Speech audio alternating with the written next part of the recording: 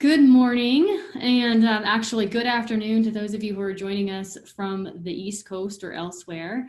I am delighted to see all of you here, and I think we'll have some more trickling in as the day progresses. But this will be our inaugural Emerging Leaders in Food and Ag conference program, and so we are super excited to have you guys gathered here. My name is Sarah De Levesque, and I am the Director of Emerging Leaders in Food and Ag. I've spent the first 15 years of my career in agriculture working all over the food system and with a variety of stakeholders.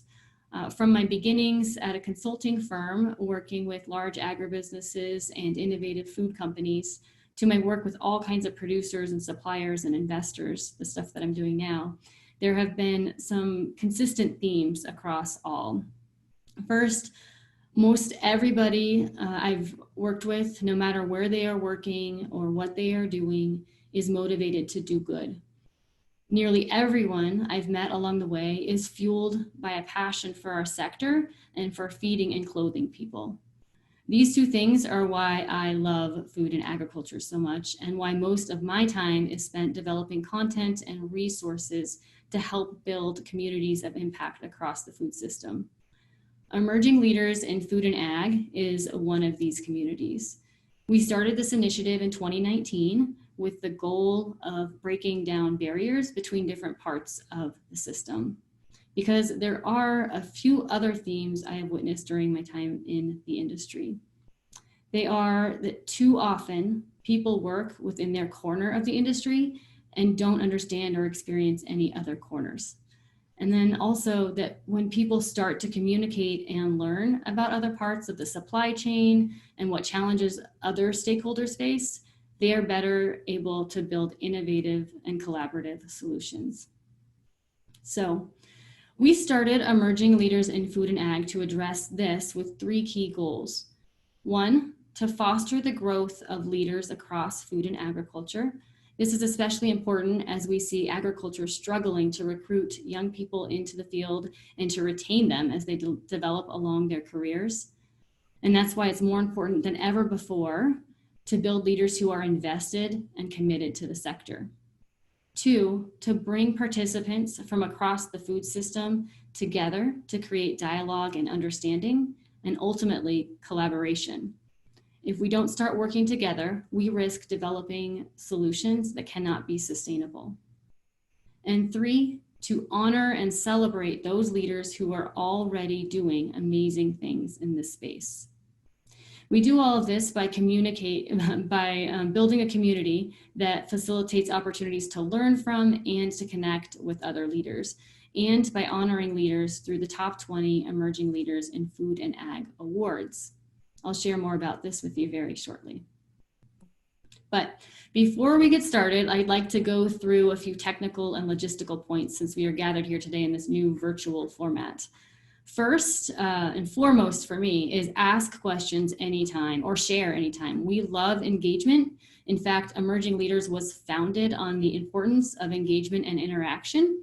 So please use that chat function at the bottom of your screen on the menu bar at the bottom. And again, use it to ask questions as we get prepared for our speaker Q&As today. Use it to share your thoughts with the audience, and use it to chat us if you're having any technical difficulties as well, and we will be responsive to that. Lastly, we recommend that you view this program in speaker view. In the upper right-hand corner of your Zoom screen, you can choose your view. If it says speaker view, click on that. If it says gallery view, then you are already in speaker view and you're all set. Now, don't get me wrong, you can watch it both ways, but that's just in general the way that we thought the experience would be best in terms of slides and seeing our speakers. So first and foremost, as we start today, I'd like to thank our sponsors of this program. Our lead sponsor, Soilworks LLC, their team has been working for decades to correct the causes of poor soil health. The Urban Food System Symposium out of Kansas State University, which has put together a great program on urban food systems that will run on Wednesdays in October. Acres USA, the voice of eco-agriculture, which provides educational resources for sustainable farmers of all scales, and Countryside Network, which whose resources serve the sustainable agriculture and homesteading communities. Their support as founding sponsors has been key in getting this initiative off the ground, and we offer our sincere gratitude. Now, it gives me great pleasure to kick off today's program by introducing you all to this year's Top 20 Emerging Leaders in Food and Ag. As a way of celebrating leaders in our space that are already doing really incredible things to move us toward a healthier food system, we launched the Top 20 Emerging Leaders in Food and Ag campaign in 2019. We asked you, those working in the industry, to identify those leaders who are building a stronger, healthier food system from farm to consumer. And we received more than 100 nominations of incredibly talented, driven, impactful, innovative individuals working in agricultural production and on initiatives like building new ways to deliver food to communities, training entrepreneurs, spreading the message of social and racial justice in our food system, and addressing food waste, and so much more. Let's take a look at what our 40 finalists look like. And spoiler alert, they are all awesome. And also who we unveiled yesterday as our top 20 emerging leaders in food and ag of 2020.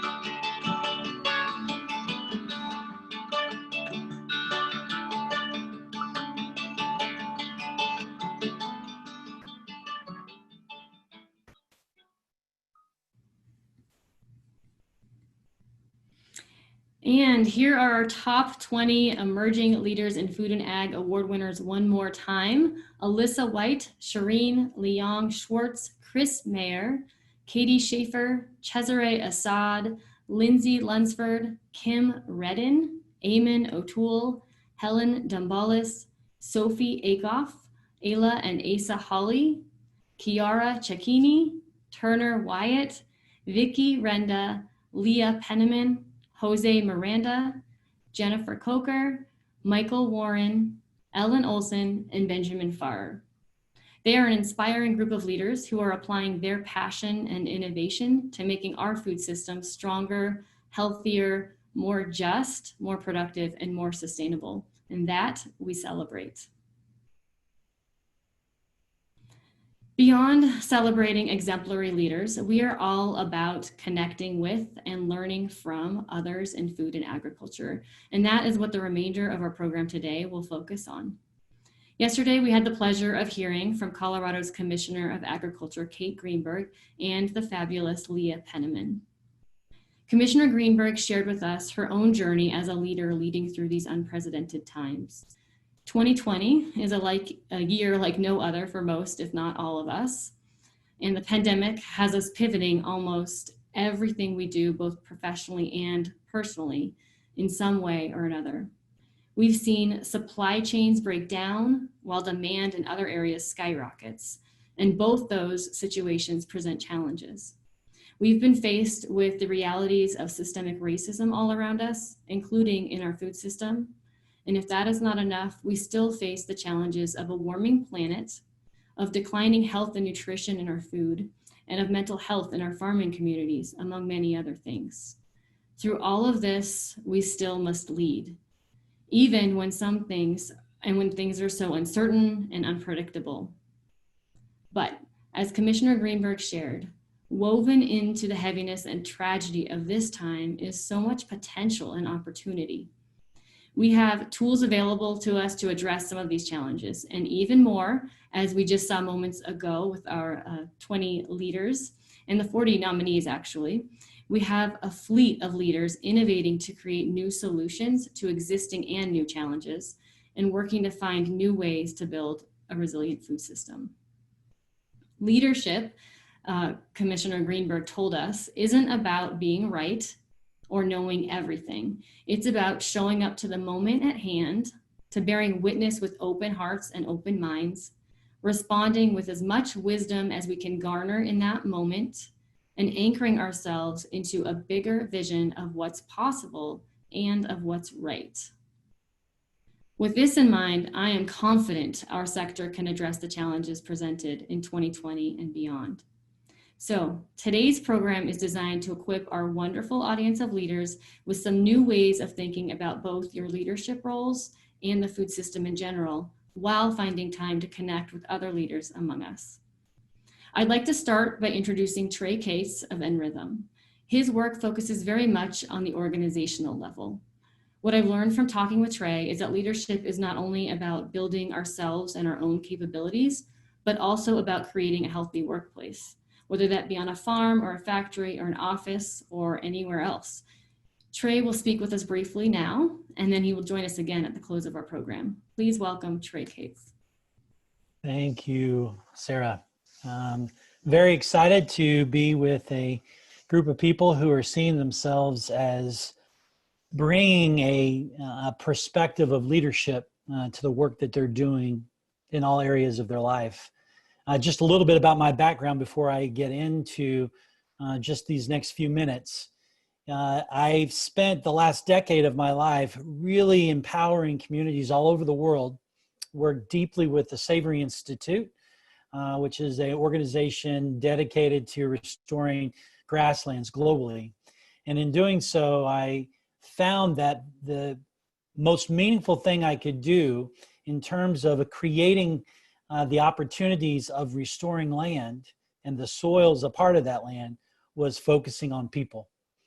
That the same opportunity that we have in creating healthy soils to create more nutritious food to feed the world, I actually think there's the way to apply that same idea into the environments that we manage, the areas of our lives that we tend to push and pull, and but at times aren't prepared to be able to do the work that we all want to do in the workplace, on our farms, in those factories, or in policy and programs, as educators, as entrepreneurs, in the work that we're doing. And so I'm deeply rooted into this ecosystem view of the world that we live in. And as you begin to do the work that you're going to do in your career, in the gathering that you do today, I want you to ask yourselves, just like we would say this in the soil. So I'll start there and then move to the organization. What are the conditions that we need to create to allow for new life to emerge? What are they?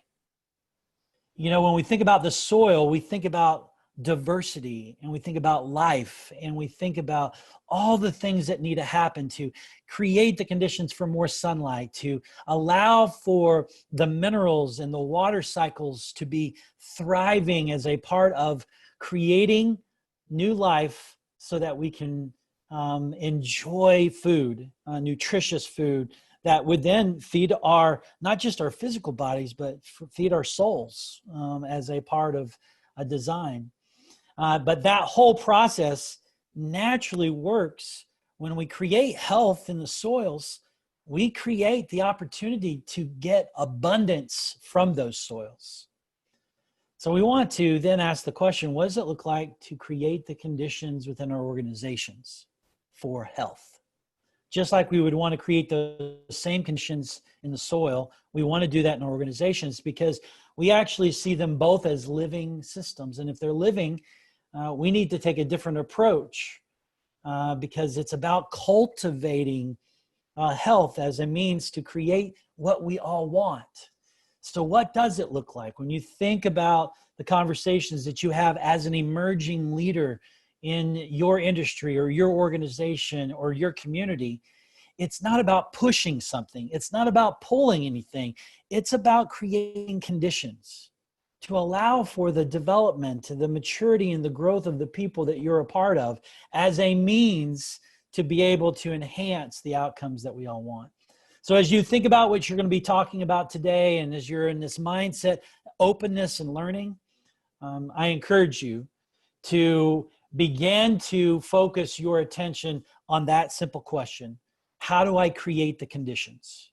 Because I believe as leaders, that's really our entire responsibility, is creating those conditions for people to thrive as a part of the work that we're all doing. And when people can thrive, I believe our ecosystems can thrive.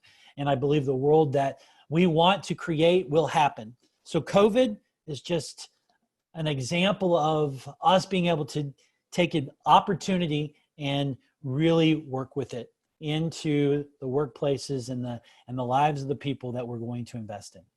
So looking forward to speaking and spending more time with you later in our session today, but just hold that question. How do I create the conditions, and what are those conditions? Thank you.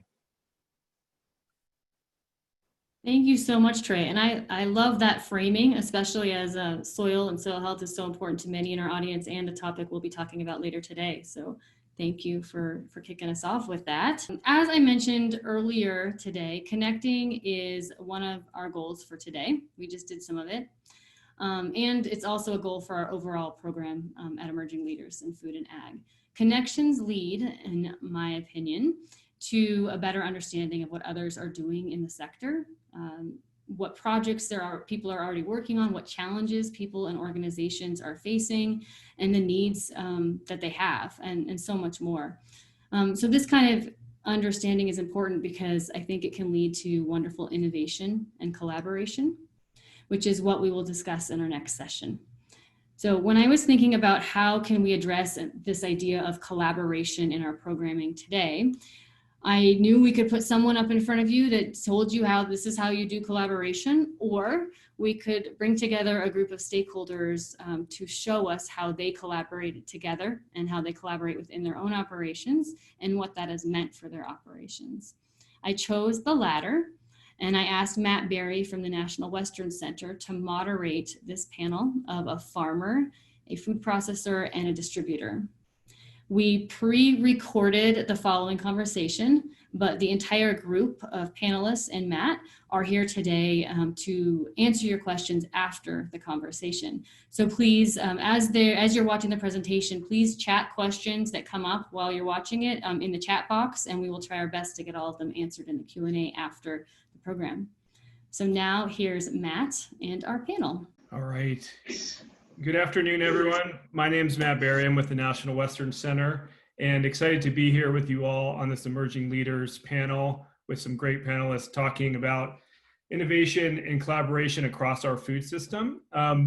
Just so those who don't know, the National Western Center is a project in the middle of Denver, Colorado, focused on global food solutions. It's a campus that will be opening in 2024. So more to come on that. And I really want to stand in the backdrop and just moderate a great group of characters who are going to share their perspectives across the food system.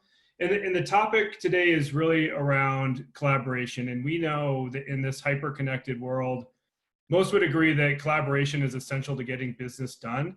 It's hard to go it alone these days. And so how do we think about values-aligned partnerships that create this value, opening the door to innovation, developing new products, improving practices? But we also know that partnerships can be time intensive. They take hard work. They take negotiation and dialogue to make sure that everyone is a part of that benefit. So we want to both talk about the value of innovation and collaboration, but also the challenges that are inherent within that. So today we have three great panelists who are going to share their experiences in building partnerships, especially in this current moment we have as we're facing a pandemic and the dramatic influence and impact it's had across our food system. So we have Angela Ikwan from Senior Director and Technical Lead of the Annex, Specialty Business Unit of Ardent Mills.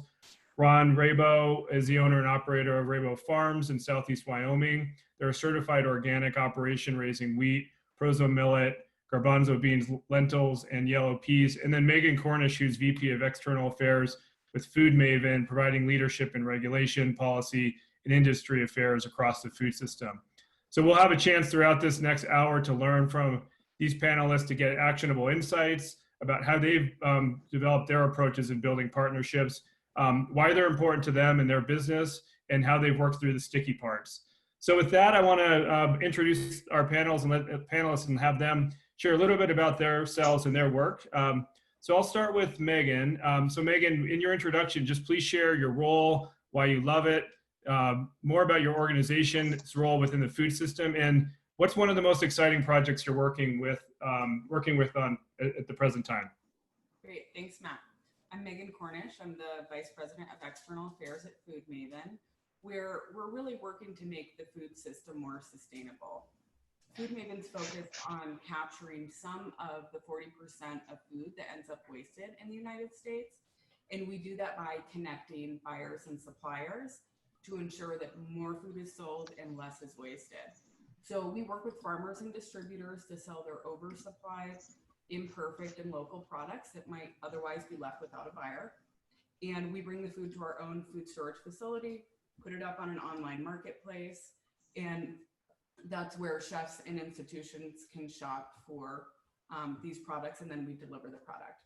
So when food's not sold, we make sure it gets donated so that food can be eaten and not thrown away. And I love that we get to work with both ends of the food system. I've learned a ton from working with farmers, and one of my favorite projects over the years has been telling farmers' stories through video and social media. Awesome, thanks so much. So let's turn it over to Angela. Hi, thanks, Matt. I'm Angela Ikwan. I lead the technical side of Specialty Business Unit called the Annex by Ardent Mills. So Ardent Mills is industry innovators with largest portfolio of kind of traditional, especially whole grain, kind of grain milling company. We supply ingredients to food service, bakery, food, consumer food brands, and we also actually work with Food Maven as well, distributors, to supply products to our customers. So where the business unit I'm working on here is a specialty business unit, we are responsible kind of like thinking about what's next. We're looking at the space of the plan forward plant-based diet. And I think what I really love about my job is meeting a really interesting people, and I learned so much from them. So understanding about kind of beyond what we are doing, but also kind of how it's affecting from the perspective of growing and farming perspective. And so we got to learn about different way of improving kind of the front end of the food. And then we also interact with the customer closely to understand what's their need and how we can communicate and bridge that communication between what customer is needing and to how we can communicate that to the producer. So having that ability to problem solving and creating new and exciting kind of varieties and more functional, more nutrition, that more sustainable, it's really it's a fun area that we're working within the space of the annex. Thank you. And last but not least, Ron. Well, thanks, Matt, and thanks for the opportunity to be here. So we have, as you said in the introduction, we have a farm in southeastern Wyoming over by a little community named Albin, Wyoming. We're about 20 miles from the Colorado border and about 2 miles from the Nebraska border. So we are chefed clear in the corner. We have a 100% certified organic farm, and we raise a variety of crops. Hard white winter wheat, hard red winter wheat, flax, safflower, proso millet, chickpeas, yellow peas, and lentils. And so we are very passionate about the organic industry, and we're passionate about sustainable agriculture. We believe on our place that organic agriculture is a sustainable model. It's worked very, very well for us, and we have a very good understanding about the role that different plants and different rotations make to make our product better when it goes to the end user. And so there's a couple of things here that when you talk about, you asked a question about why I love what I do. First of all, I don't always love it. We've had 3 hailstorms in the last week while we've been trying to harvest our wheat. And being a farmer, it's very challenging. But what I tell everyone that works on our place, and I tell my family the same thing, that what we do on our farm really matters. And that's important, not only from our perspective as business people, but that's very important from our perspective, that we can provide to consumers. That we're very proud of the products that we produce. We're very proud of how we do it. We're very proud of an industry that really helps to really support and uplift the American economy. And so, we're living in a time, and Angela talked on it just briefly, but we're living in a time in the world where we're about to experience the biggest shift from folks who are living in poverty to the middle class.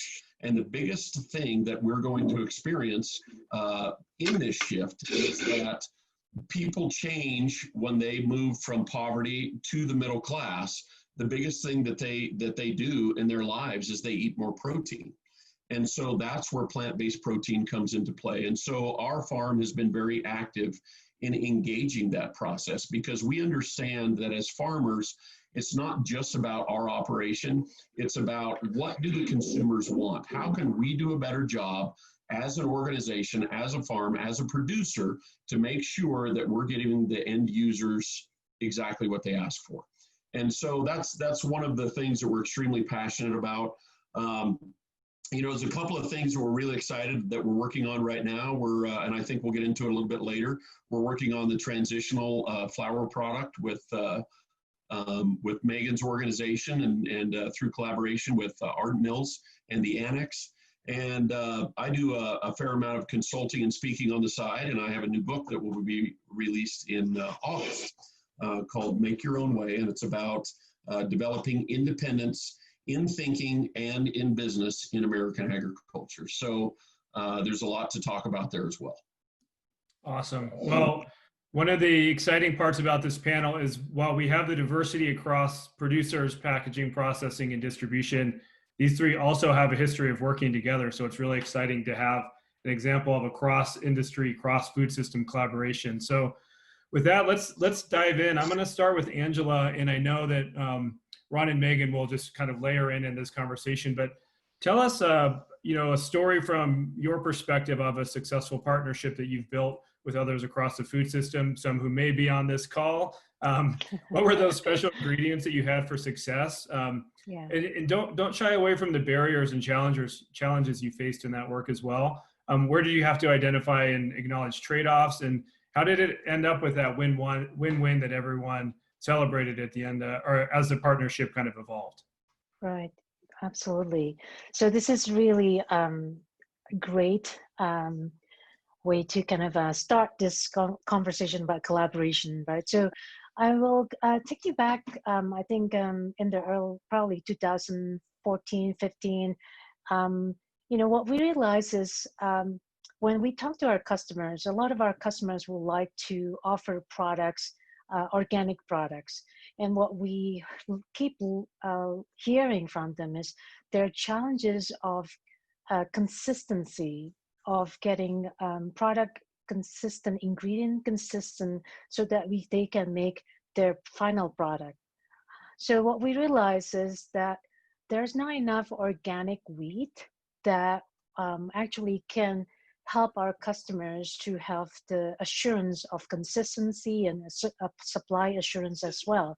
So in January 2016, we committed as an organization to increase and double the acreage of wheat, organic wheat production in the US. So at that point, so this is the key success of any work, right? So we cannot really do things by ourselves. We have to collaborate across the system and the value chain. And what we know. We are really good in processing and ensuring quality and what works for our customers. And we have a really strong technical space on the area. But what we need to know is the farming side, as I alluded a little bit at the beginning, on how we need to go back to one step on the upstream, right? Where the ingredients coming from.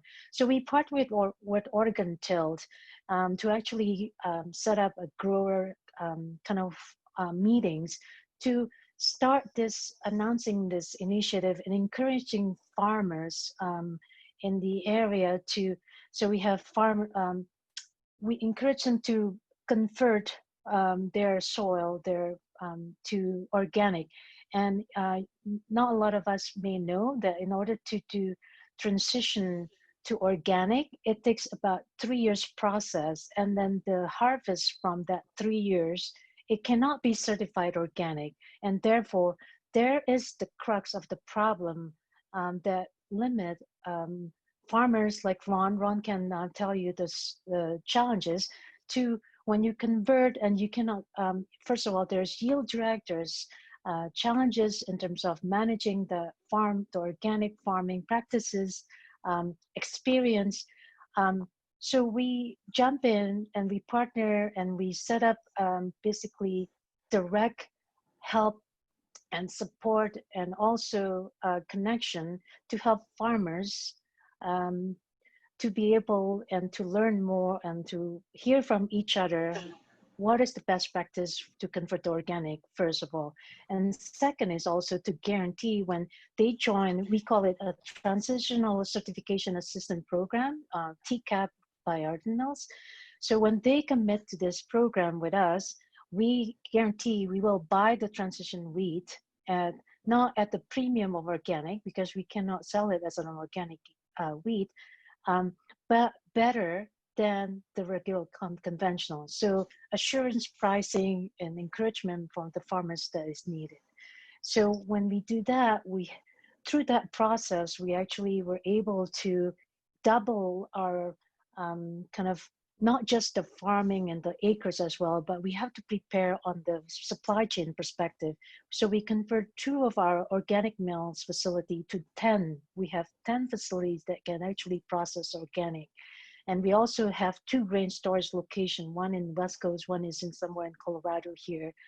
And we have mixed blends as well. So we were able actually through that 2019, we actually sold organic flours 6 times from the level of 2016 when we started. So, and when you start talking about what is the trade-off here, so as you can, so the benefit is, let me talk about the benefits. We now are able to help our customers assure that quality because we have a pool of more wheat that we can work with to meet the specification that required by the customer. That's first of all. And second is we were able to help farmers like Ron in terms of improving in terms of their margins and their in terms of sustainability economy wise from the perspective of a farmer's growing perspective. And also now we're working with Food Maven as well to be able to actually sell the transition wheat because that is good product, but right now we cannot sell it as organic. Well, we sell it as a transition. So we have a program collaboration with Food Maven to sell that transition wheat flours in the area, in the region. So we were able to have the partnership from Oregon Tilled with farmers such as Ron that help us tremendously on this effort. And also we were able to improve our kind of supply chains ability. And also in the distribution side, we were able to sell the transition organic and meet the organics requirements that our customer needs. So that's really a beautiful story, success story that we have here in Colorado. Yeah, that's great, Angela. And I'd love to, maybe have kind of quick responses from Megan and Ron on this topic, and then we'll move to the next one. But let's start with Megan. So, from your perspective, how did you enter into this partnership, and what was that kind of special ingredient that's made it work? Yeah. This has been a really rewarding program for us to work on because we at Food Maven think about the food system as a whole. And this is one of the projects we've worked on where transformation is happening in an aspect of the system by driving change in production, change in production practices, right, to go organic. I just want to mention that one of the biggest challenges we've had was related to COVID-19, specifically on this program, because our biggest buyers of the product were universities like CU Boulder. And obviously not having students on campus has seriously affected their food service operations, but we're hoping that will pick up again in the fall or the winter. Yeah, so I think that Ron would probably be better to speak about the actual program, but something we're doing as the distributor is helping to educate the buyers, like the chefs, what it actually takes to get certified as organic, because everyone knows the USDA organic certification, but most people don't know that it takes 3 years. And we've seen understanding and interest from the chefs that we've been communicating with, and in turn, they want to promote the product and tell this story to their customers. So I think that's, a great flow to drive more demand is the storytelling aspect. Great. So Ron, what would you add? And then I'm going to turn to you to the following question. So Sure. Put you on the spotlight a little bit here. What would you add on the story that I think to piggyback a little bit on what Megan mentioned about consumer education, it's extremely important. I mean, I'll be the first to admit, and when I go speak to different organizations, I mean, this is really something that I'm very passionate about. I think that the American farmer has done an extremely poor job of marketing themselves. I think that consumers really don't understand what it takes to get food on their table. And so, I've got a couple of guys that are working for me right now that are new to the farm, and they've told me over and over and over, if the American consumer knew or remotely understood the amount of work and effort that it takes to get food on the table, there would actually be more respect for the food. There would be more respect for the supply chain. But that's where collaboration with all of us it's imperative. It is a story that we need to tell, and that we need to educate consumers on. And so from a business perspective, myself as an entrepreneur, as a business person, as a farmer, when we're talking about a transitional product, it really boils down to economics. And so one of the reasons that more farmers don't produce organically is because it's more time intensive, it's more management intensive, it's more financially intensive. And so to put forth the amount of effort for the projected return that they feel that they will get, they might as well continue to do the same thing. But we're living in a period of time now where the value of conventional wheat, for an example, is selling at the same price as it was in the early 1970s. But everything surrounding the world of agriculture is completely different. Nothing is the same. And so we must tell the story. We must change. We must look at the economic side of the equation, but we can't oftentimes branch out and try something different without organizations like Food Maven, without organizations like the Annex and Ardent Mills, because we're the producers. We need some place to take our product, but we also need some place to take our product that is profitable, because that's how it works, right? If you can't make a profit, then how can you stay in business? And so I think it's important that the American consumer understands that no agriculture producer in the world is held to a higher standard than the American organic farmer and rancher. No one is.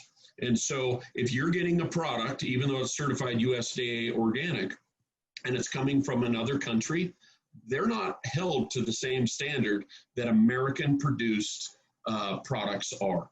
And so it's very, very important that the consumer understands that if it's an American grown product from an American certified organic producer, they cannot buy a better product, a more healthy product, a more pure product.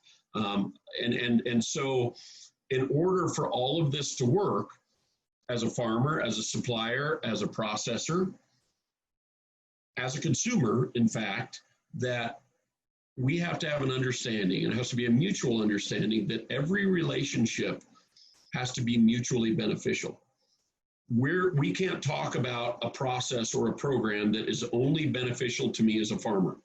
We have to talk about one that is beneficial to Megan's organization and to the Annex and to the consumer. We all have to collaborate together and understand that it's a win-win scenario when we all benefit together. That's great. Yeah, a perfect way to end that question. Let's pivot to the topic that can't be overlooked is the pandemic and COVID. And I think it's been shocking how impactful it's been across the food system. I think if you've read any major newspaper, something related to food system disruption has been coming up. Ron, share a little bit about maybe less about how it's impacted you, but more about how has it opened the door to new ways of working with each other? I think Megan just mentioned it's closed some doors in the short term, but it's forced you to kind of think differently around how to think about partnerships, where you can get the most leverage in this crisis moment. So let me know, kind of when you think through the COVID lens, what are the silver linings? What ways can we think differently about collaboration that this is kind of forcing us into in a way that we may not have otherwise been thinking around? Well, I think probably the biggest thing from my perspective as a producer is that, getting back to what I said earlier, that what we do in the food industry, no matter what level of the food industry that we're in, it really matters. It makes a difference.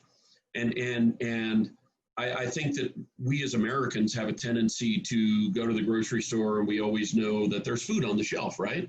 We can go to any restaurant that we want to, and we can pretty much have any array of menu items that are appealing to us that we can pick and choose. And because some of that has been not completely taken away from us, but certainly been restricted to a great degree, I think it provides a different perspective on the fact of, wow, maybe we do need to have more conversations. Maybe we do, as consumers or even as suppliers, maybe we do need to have a better relationship with the farmers so that we can understand the value that provides, from the very basic level, which is, where the producers start, about why that's important.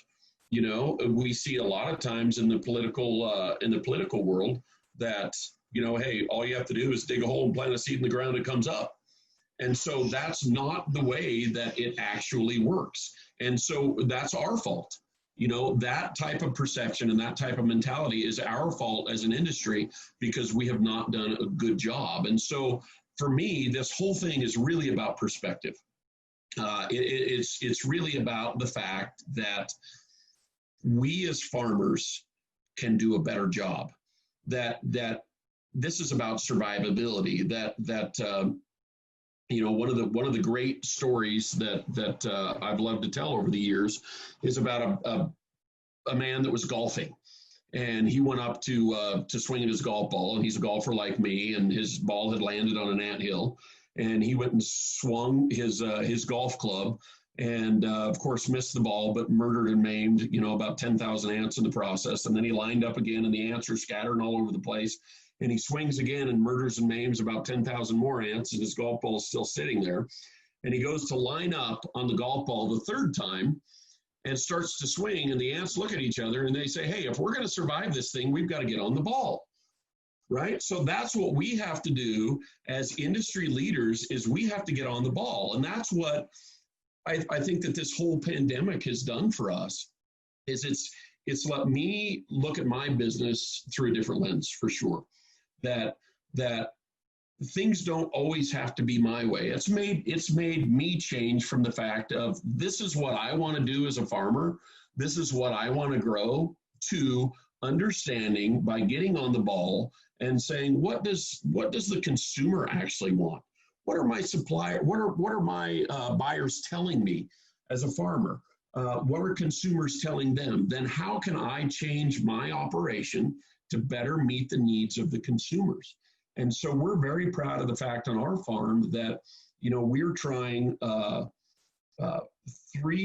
crops on our farm this year that, as far as I know, have never been tried in our county before. So I might have a lot of neighbors that say, well, that won't work. But how do I know that if I'm not willing to step up as a business person? It's my obligation as a business person that wants to survive, that wants to provide the product that consumers want, to try something different. And situations like this force us into the corner, and we can either curl up in a ball and we can say, I can't make it work, or we can stand up and we can say, I'm going to make it work. I'm going to try something different because there has to be a better way. Great. Hey, Angela, I'd love to hear, I want to get to the third question as well, but would love to hear, you're in the middle of the supply chain. So we have processors, packaging, processing, our producers, packaging, processing, and distributors and retail. How has COVID kind of forced you to think differently working within the supply chain?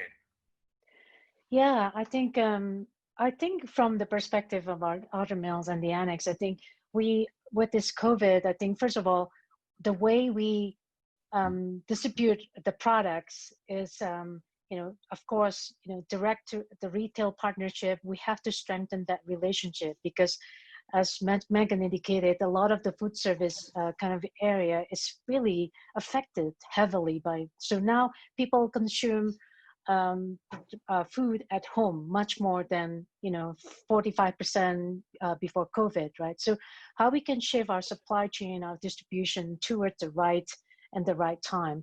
And I think we also look at it from the perspective of the in terms of the science, the technology. We start listening from our customer how they want to look at potentially One is the question about resilient supply chain of our food system, their ingredients that we supply. So we have to look at it also the perspective of the end users in terms of the nutrition. They start thinking is like, what are consumers interested to eat because of connection to immunity, well-being? So those are the things that we are keeping in mind when we start kind of executing project or collaborating with our customer from the downstream end of it. And then also thinking about the collaboration with the farmers eventually in terms of what kind of crops should we look into it? What are the interests? The interests of the stories of sustainability, how the crop has better story in terms of water usage, in terms of lower input, in terms of soil health. So those are the things that we are listening and we start thinking, and then what are things that we can implement right away, like the supply chain shift and things like that. We do that, but we have to reimagine how our business look like with this new normal. So we're looking at it's affecting our long-term kind of research focus, and just is affecting our conversation with our partner in the universities and research partner in terms of priorities of the crops or the research that we're doing to help at the end the end users. So we're kind of looking at multiple different angles of many business practices that we look at. Great. So Megan, I'm going to turn it over to you, and then I'm going to just have you kind of dovetail right into the last question. I think to your point, Ron, in the story of American agriculture, this is also, I think, one of the times, at least in my generation, that we've seen hunger come to the forefront. And food access is now, a real issue that's spreading across our country. And Megan, I'd love to hear how you've kind of, I know this is already a space you're in, but what kind of innovative partnerships have formed on the food access side through the work you're doing? And then you can bring that right into a conversation with us around what we need to do to be facilitating more interaction and collaboration across the food system. Thanks, Matt. The major silver lining, in my opinion, of all of this is that people are starting to think about the food system. And for something that you do every day, multiple times a day, the fact that we as Americans almost never think about where our food comes from, unless you live in a farming community, it's shocking. And this has been such an interesting time to look at the food system and start having conversations about what's working, what's not working. As a distributor, the majority of our clients were seriously affected by shutdown orders, right? But we also work with nonprofits, and they saw the opposite. They saw a dramatic increase in clients, and they needed more food. There's just been so much disruption. I've seen a lot of positive things happening around the food banks, both the chef community, like stepping up and making meals for either food banks or for first responders, things like that were small community events. And then obviously it took the government to actually step in with major buying of food to go to food banks to even meet the demand that was happening there. And in terms of long-term change that this might bring, like Angela said, people are eating more at home, they're cooking more at home. I also think that the rise in demand for CSAs, or buying direct, right, from co-ops or from farms, speaks to the interest that people have taken in getting local food. And I think that it's possible that could be a trend that stays. Like all of a sudden people are interested in where their food comes from. They're thinking about buying from a CSA, and they're like, wow, I didn't even know that we grew carrots in Colorado, In terms of facilitating more collaboration, we've heard this already from Ron, who speaks really eloquently about it. I believe that the more information people have about where their food comes from, the more likely they are to pay more for their food, and the less likely they are to waste it or throw it away. Like if you grow anything in your backyard, if you just grow carrots in your backyard, the carrots that you grow somehow have more inherent value than what you buy at the grocery store. and you are less likely to waste that or throw it away, even though it didn't cost you more, but you're attached to it somehow, and it does have this value. So I think bringing farmers and consumers closer together through education and storytelling, one can lead to less waste because we'll put more value onto the product, but it also could increase demand for local products when people know what's grown near them and what products they actually can get that are local. And this in turn improves the market for independent farmers and ranchers. You know, we as a society can choose to treat our food not as a commodity, but as something that has value, and we can internalize the care and energy that went into growing the food that we eat. You know, it's really a choice. So I think that anything that's happening to connect those dots is a good thing. And then anything that's happening throughout the supply chain to amplify the stories of farmers and ranchers. And, you know, farmers are farmers because they're not marketing people, and, you know, they're not necessarily great at making video, but there's other people in the supply chain that can add to those stories. And I think that type of partnership and collaboration is good for all of us. Awesome. So Ron or Angela, we're going to turn it over to questions from the attendees here in a second, but any other comments or quick comments you want to add on, you know, what other opportunities do we have right now to be thinking about increasing interaction and collaboration across the food system? I think that doing exactly what we're doing right now, I think it's imperative. I think that is our job as folks who are involved in the food industry, to tell that story and to tell that story well. You know, on our website, on our farm, we invite not only our grain buyers, but we invite anyone who wants to have an on-farm experience to really learn, discover about where their food comes from, and interact with the different things that we do here to participate in that, because it's important. And you know, both Angela and Megan have talked very, very well about it, and that is the fact that we do have to tell that story, because there is value in American agriculture.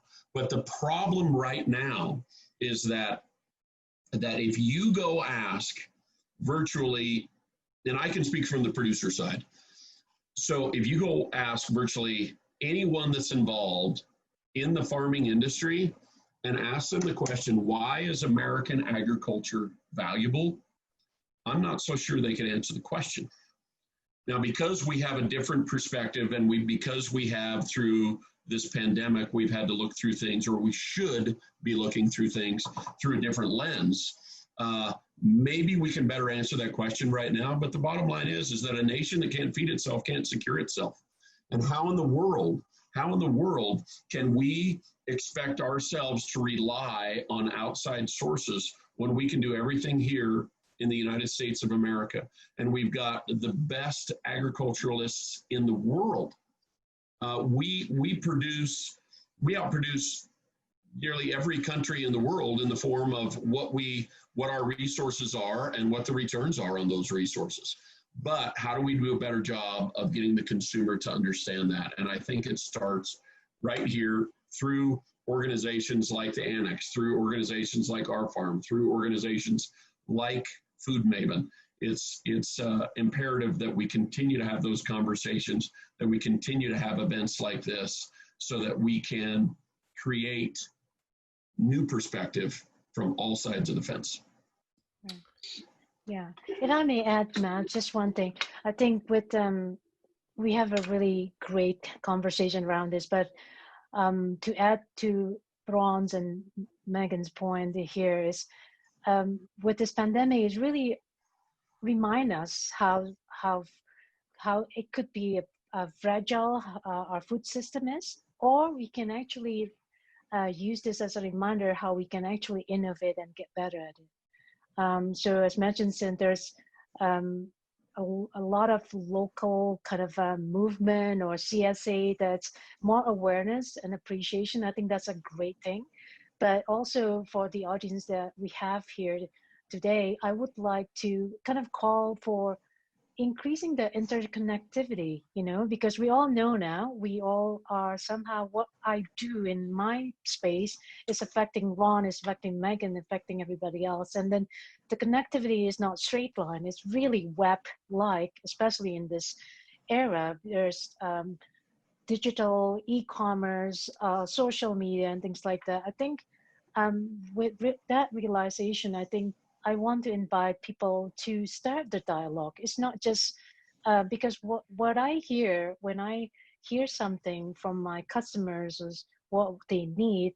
When I can communicate that to someone like Ron, like the farmer side of it, and then even like if there is no solution, I can connect that to the research perspective. How can we come up with a solution together and then connect the dot? Because what's beneficial, as Ron indicated at the beginning, everybody in the whole food system has to have a win-win mindset. It will not survive, it will not sustain when it's you win and I lose. So I think having that mindset and continue to look what are the opportunities here to increase our resiliency in our food system through research, through collaboration with Ron, to like trying something new, working with Megan, because usually when we have something new, there is a risk of how can we market the product. So if we can tell the story and have a connection to a distributor like Food Maven and be able to tell a story, then to sell that in our community, I think that's how we start, So I applaud you for having this program. So I think this is, I love in this, actually in Colorado, I mean, looks like we continue to have this conversation, and which we really needed. Great. Well, what a wonderful way to end this. I appreciate the story that Ron shared about us all needing to get on the same ball, and that counts for the entire food system across the board. So it's great way to end the conversation, and look forward to opening this up to questions for those who are on the attendee side. Great, thank you, panel. I'm going to now turn it over to Matt. I know we had some questions come in, and let him facilitate a conversation. We have about 12 minutes, and we'll eke out a few questions in that time. All right, we could go in a lot of different directions here, and I'm going to start with, I think one of the questions was around collaborations to drive systems change. I'm going to bucket a bunch of questions in that category. Ryan had asked what investors and business community members are doing to successfully protect small-scale local processors from the pressure of globalized labor practices. Heidi asked, do you see social media as an effective channel to farm-to-public outreach? And then Will Dorman asked, curious whether the panelists think that incentivizing current organic certification system is actually the best route. Seems the current proposal is to adapt the current regulation rather than to seek to change it. And what I'd like to maybe frame for all of you is a response to the question, how would you speak to the approach of collaboration and cross food system partnerships in the context of certification systems, in the context of driving systemic improvements, whether that's in certifications, public perceptions, and what's the power of cross-system collaboration to drive some of those systems outcomes that you might not otherwise be able to reach alone? Well, I can go ahead and start with that. And yeah, sure. This is Ron, and I think that we need to go back to what we talked about in the panel, and that is when we have certain things like a pandemic, or when people bring forth questions, we have to be open-minded enough as producers, as processors, as manufacturers, as retailers, and as consumers to work together to figure out how we can better do things, right? So if we think that the current system that we have is the absolute best way to do everything, then we're not open-minded enough to have the conversation. But I think what I'm hearing, and obviously what I'm seeing even in the marketplace, is people do want to be more connected. They want to know, is it just big food conglomerations that are controlling the distribution chain, the supply chain, or is there value in understanding where that food comes from and incorporating smaller processing facilities, incorporating smaller distribution centers in marketing these products? And so how do we do that? I don't necessarily have the answers right now, but I can tell you that if we have the conversations together and are willing to communicate and work together, and if we're all willing to share in the profitability together to make sure that we're providing not only the best food and the most healthy food, but the safest food as well, in a place where everyone has equal access to that, that's how we make better change. Is we've got to be willing to have that conversation. That starts here. It starts today. And that's how we move forward in doing that. And I think that everyone will have different answers to that, but it's up to us collaboratively to look at the other side of it and to say, you know, gosh, we don't necessarily have all the right answers as one organization. Myself as a farmer, I don't have all the right answers. The Annex doesn't have all the right answers. Food Maven doesn't have all the right answers, but when we work together, we can figure out what the best answers are. This is Megan. I just wanted to comment on that. Ron just made some great points, and I'm thinking about how complicated the ag and food system is compared to other industries that advocate for regulations or advocate for certifications.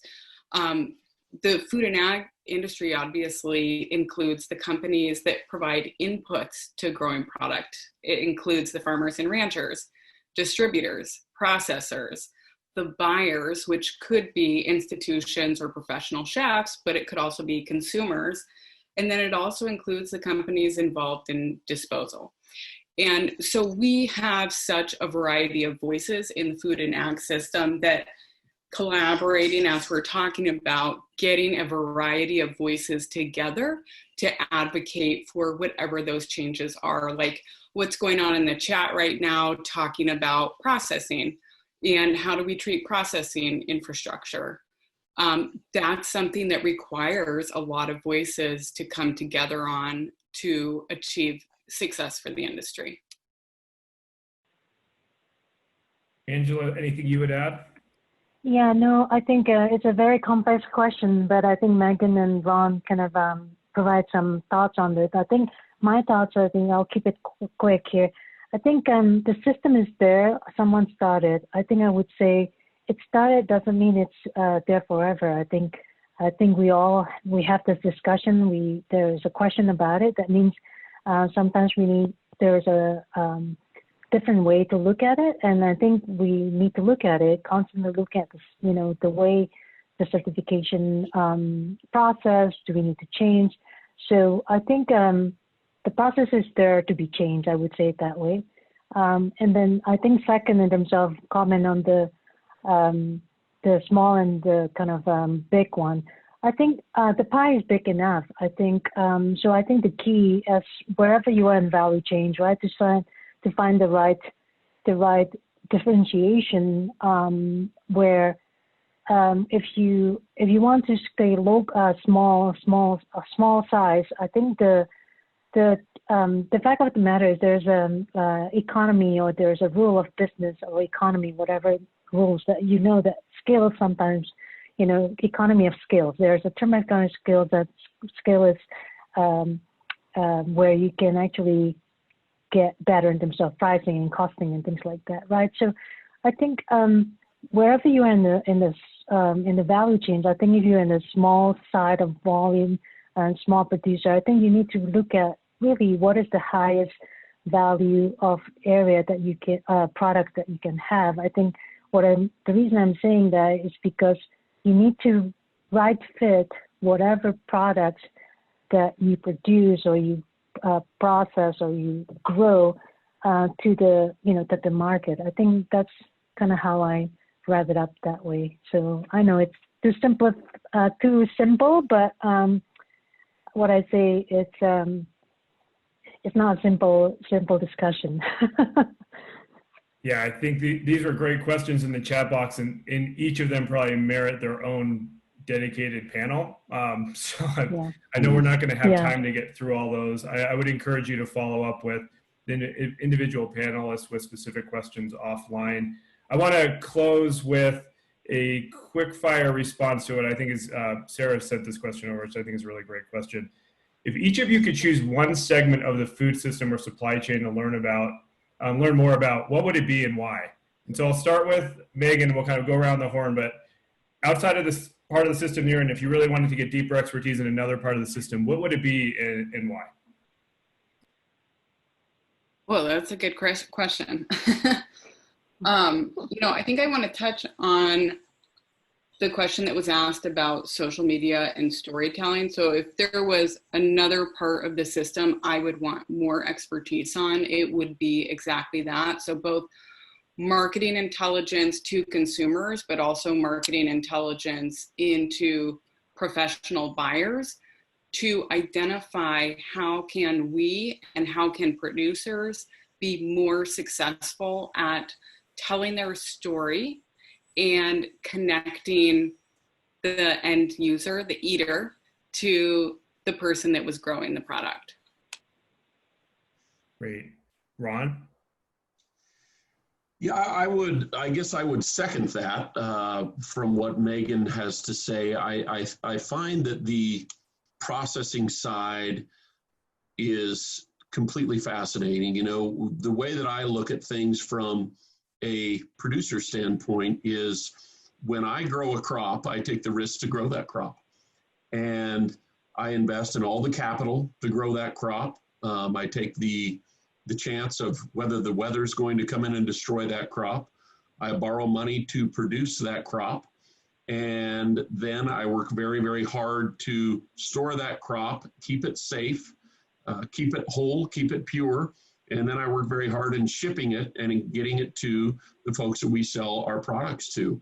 And so from a farmer's perspective, understanding that my side bears an enormous amount of risk, I would like to have the conversation and to really understand the processing side more, that as I've seen over the last 3 or 4 years, I've seen the prices of the commodities that I sell decline, but there's no change on the retail side.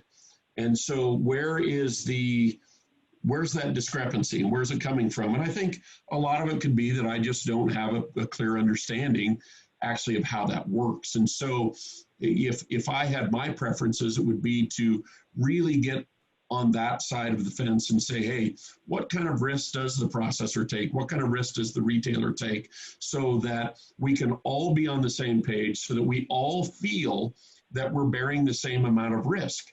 And so, of course, my perspective is that, hey, I'm bearing the most risk. So, you know, why am I the one that's making the least? But maybe I'm not. I don't know this. So this is back to the original conversation that we had of, we just all have to get on the same page. We all have to be willing to work collaboratively, to have the discussion together so that we have a mutual understanding of how we can all do a better job at what our own individual roles are. Great. And Angela, take us home. Okay, I think I agree with Megan. I love to kind of learn more about the communication part, because that's really important in this era, that to tell the right story and the right words, even, you know, using the right words is really important, how you craft a story. But I think I also want to welcome Ron. I think, yes, I think each of us, each complexity within each of the stakeholders, producers, processors, and distributors and retailers, we all have its complexities and regulations and requirements that we need to. So I think this is not, Ron, call me up and then I'll talk to you a little bit about this, because I think that's what it is, right? So this type of event, I think, I know we don't have time, but this is where we can connect and network and learn more about the other side of the value chain, right? So I welcome that. This is probably not the right forum, but Ron, give me a call. Absolutely. Great. And that's the great thing about having great relationships with the people that you work with, is that you can have these conversations. And I think it's imperative because everyone, as Angela points out, is a honest to goodness stakeholder in this thing. And so we all have our own perceptions. But when you have those strong relationships with the people that work, that's how we can effectively make a better system. Well, that's a great closing frame, Ron. And thanks for everyone who is on the panel. Thanks to Ron, Angela, and Megan. It's been a pleasure learning from you and hearing your perspectives. And I will turn it over to Sarah. Well, thank you, panel. Thank you, Matt, for steering that conversation. And thank you, Ron, Angela, and Megan, for contributing your unique perspectives to it. That was a lot. I know that there were probably some questions that didn't get answered. We will work on following up somehow with that. And if our panelists will let their contact information be available, we'll also share that with you as a follow-up. So we're going to transition now to our next speaker, who is a real treat for us. For those of you who joined us yesterday, I promised we would dive much deeper into soil health in today's program. Dr. Ratan Lal is a world-renowned soil scientist working at The Ohio State University, and this year he was also awarded the World Food Prize for his work to develop and mainstream a soil-centric approach to increasing food production that restores and conserves natural resources and mitigates climate change. Sounds like he's been busy. We are incredibly fortunate to have him here today. First, to share again some pre-recorded thoughts on why soil health should matter to every single person in this virtual room today, and then to answer questions live that you guys have for him. So again, please send us questions as he presents. And here is Dr. Ratan Lal.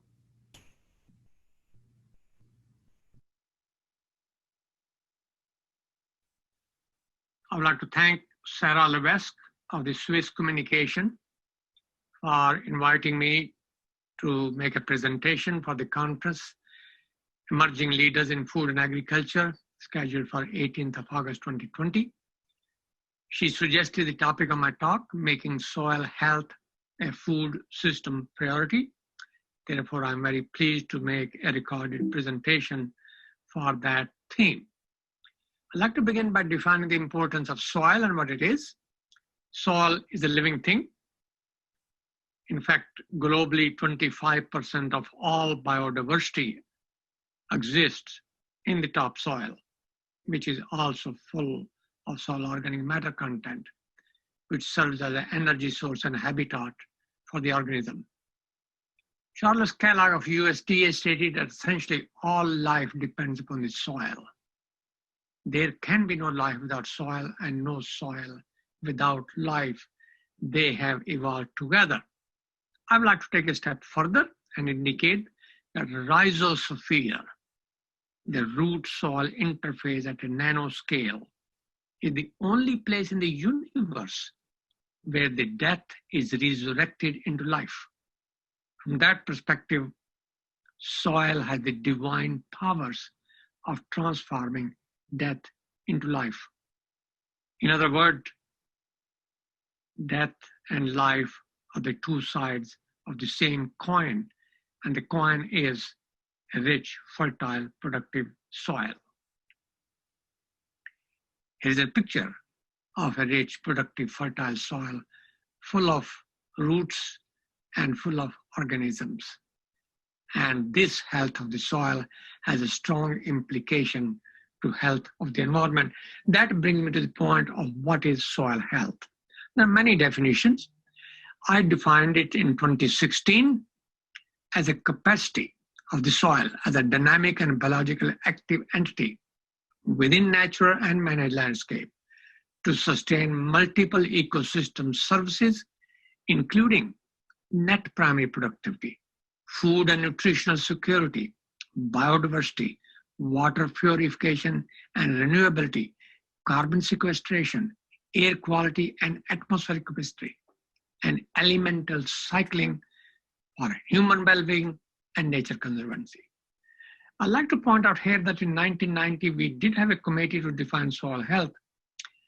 At that point in time, some of the environmental issues and food security issue which exist now did not exist at that time. Therefore, I made this definition in 2016, and I also added to this definition not only the climate change and water quality and environment, but also soil health in relation to nature conservancy. The definition in 1990 stopped at human well-being. We have to go a step further to nature conservancy. So this is the definition that I would recommend to use. Soil is life, yes. I took here picture from Dunn's publication, where he shows very beautifully and indicate that a speed rich of garden soil may harbor more species than the entire Amazon nurtures above ground. And a teaspoonful of productive soil contains hundreds of millions to 1 billion microorganisms. Streptomycin, for example, and penicillin came from soil because of those microbial activity. These are the antibiotics produced by them. Therefore, soil health, which I just defined, affects human health through many functions, such as soil minerals, which serve as a human nutrition through enrichment of the food grown on a healthy soil. Healthcare products are fungotherapy. Soil organisms that produce antibiotics affect human health. Podocynosis, a chronic barefoot exposure to red volcanic soil, is caused by soil. Clay is used in pharmaceutical preparations and in beauty therapy medicines. Use of clay such as smectite and kaolinite in prolonged release of drugs, increasing release time of the drugs. Then toxicants and heavy metals affect human health, also in soil, which are high in heavy metal, contaminated urban soil. There are many soil-borne pathogens and diseases.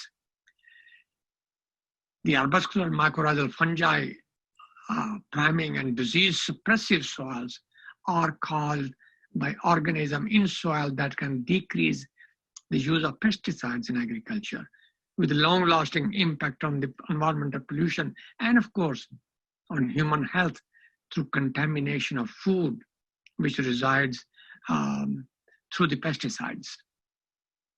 Soil health and nutrition security, many ramifications. Micronutrient deficiencies are important cause of morbidity and mortality. Children are especially vulnerable to zinc deficiency, iron deficiency cause of anemia in mothers and children throughout the world. 17 micronutrients essential to human health include iron, zinc, copper, molybdenum, iodine, fluoride, boron, selenium, nickel, chromium, silicon, arsenic, lithium, strontium, molybdenum, and cobalt. 17 of them, which are essential. Not all of these are essential for plants, but they're essential for human. 7 macronutrients essential to human health: sodium, potassium, calcium, magnesium, sulfur, phosphorus, chlorine, and of course the nitrogen, which is essential in terms of the protein. These nutrients must be supplied through soil rather than through pills. And that brings me to the popular slogan that I have been promoting, that the health of soil, plants, animal, people, and the environment is one and indivisible. When the health of soil goes down by land misuse and soil mismanagement, the health of everything else goes with it, especially of those which are directly dependent on that degraded soil. I mentioned antibiotic. 99% of all species, the antibiotic come from soil and soil related. Almost 50% of actinoma seeds isolated from soil are capable of synthesizing antibiotics. Penicillin came from penicillium, streptomycin from streptomyces, and vancomycin from similar organisms that exist in soil. They lace the soil with antibiotics to protect it from their neighboring organisms. An antibiotic discovered from soil in Maine in 2015 can cure tuberculosis, and there are many other antibiotics yet to be discovered. A new antibiotic, again discovered in 2015, published in Nature by Quink, takes obesity from soil, can kill the bacteria that cause pneumonia, staph and blood infection. So there are many other antibiotics, such as melacidins, may attack and kill many superbugs. A very recent discovery. In fact, I was looking yesterday for most recent antibiotic that I could share with you, but there are many. Every year, new antibiotics are being discovered, and that indicates importance of protecting soil against pollutants and industrial effluents so that its originality of microorganism can be protected and saved for future. Disease suppressive soil, I already mentioned, important to reducing the use of pesticides in agriculture. And these are soils in which disease severity and incidence remains low in spite of the presence of a pathogen, a susceptible host plant, and climatic conditions favorable for disease development. Even under those conditions, soil suppresses diseases. Many toxicants and heavy metals, I have mentioned several of these before, essential element, but toxicants which are heavy metals, arsenic, cadmium, copper, nickel, lead, chromium, mercury, selenium, and zinc. Many urban soils and industrial soils contaminated by this can cause serious health issues in humans. Then there are many soil-borne pathogens and diseases. Bacteria that cause diseases such as tetanus, botulism, bacillus, they exist in soil. Fungi, aspergillus, and many others exist in soil. Protozoa, giardia, and many other. Helminthes, ascaris, hookworms. They can cause problems to people's allergies and inflammatory disease. These are allergies, especially very serious problem. Radon, the radon gas comes from, of course, deep parent material. Pica, craving for ingesting non-nutritive substances. People have craving for eating some types of clay, and that is an issue, can lead to some health hazard. That brings me to the idea of how diet can affect human health, especially diet which is grown on a good soil. Remember, I mentioned health of soil, plants, animal, people, and environment is one and invisible. So if good nutritive food grown on a healthy soil could be a medicine, when diet is wrong, medicine is of no use. And when diet is correct, medicine is of no need. That comes from Ayurveda, a very traditional Indo-Vedic culture. Diet and human health, even currently, people believe that good food is a good medicine that can prevent, reverse, and even cure diseases. This philosophy goes way back to Hippocrates, and he said, let food be the medicine, similar to Vedic, and medicine be thy food. And diet also obviously impact environmental issues. Consumption of a healthy and sustainable diet, such as coarse grains, pulses, and vegetables, nuts and seeds, improves health, reduces greenhouse gas emissions, improves water resources, and strengthens biodiversity. It is a win to the fourth choice. So a healthy diet has important impact on the environment. That requires education. I hope your conference discusses this particular slide, especially a healthy diet, coarse grains, pulses, vegetables, nuts, and seeds. Deliberately, meat was omitted. That doesn't mean meat is not needed, but I think it is not needed as much as it is consumed now. And that diet, coarse grains, pulses, and vegetable, nuts, and seeds, can have impact on the environment and saving precious, finite, fragile natural resources.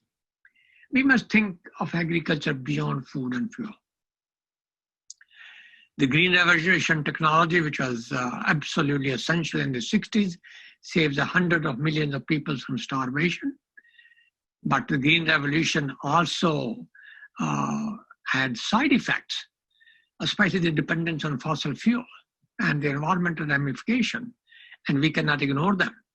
Fossil fuel emissions from 1750 to 2018, estimated at 440 gigaton, combined with those of soil and vegetation emissions of 555 gigaton since 10,000 BCE when agriculture began, are the principal causes of the anthropogenic climate change, of the air pollution, water contamination, biodiversity loss, ocean acidification, and many other environmental issues.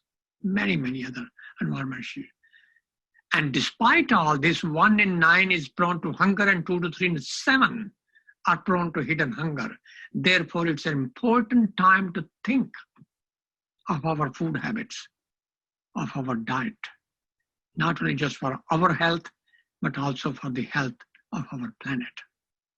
The humanity is at a crossroads and faced with the challenge of reconciling the need for sustaining food production with the absolute urgency and necessity of restoring degraded ecosystems and improving the environment. It's not either or, it's both. We must have good food, we must have good environment. They go together. And from that point of view, agriculture is very important. One other part I must mention, the so-called dilution effect. Nutrition quality can decrease because of increase in production, yield. And we emphasize increase in yield because we must feed 9.8 billion people by 2050. And this increase comes from inputs of fertilizers, CO2 fertilization effect, and many other. And we do want to do that, but the focus must be shifting to enhancing and sustaining soil health and managing resources judiciously and prudently so that we have a nutrition-sensitive agriculture. Healthy food, nutritive food, food containing all the macronutrients, protein, vitamins, and minerals. That brings me to the old Odysseus slave story. The Greek god Odysseus, upon return from the wars in Troy, hanged all of his dozen slaves on one rope. Why?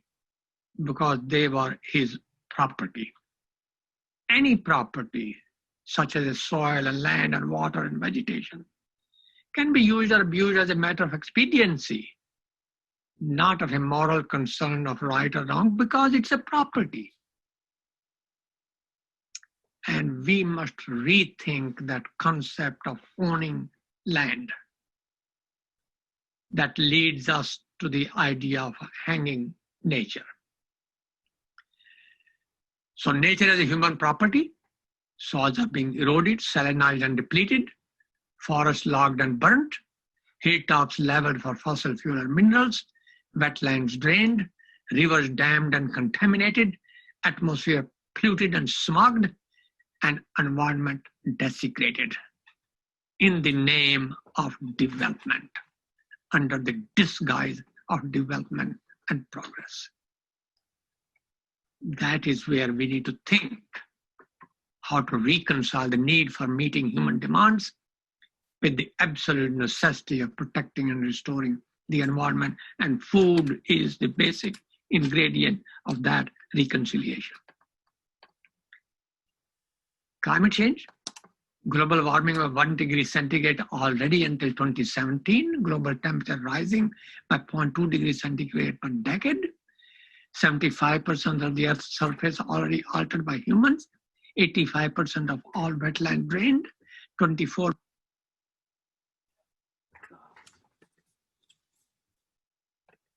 of all lands already degraded, new roads planned for 25 million kilometers by 2050. Humanity is indeed hanging soil because it's a property, like Odysseus' slaves, with no rights, with absolutely no rights. We must think how to feed the world and not ruin the nature. It's like performing a operation on a patient that dies, but the operation was done anyway. We produce enough food to feed itself. Thus, food and nutritional security must be achieved by reducing waste. Please remember, 1 ton of food saved from wastage is much, much better than 1 additional ton produced, because additional ton produced require more resources.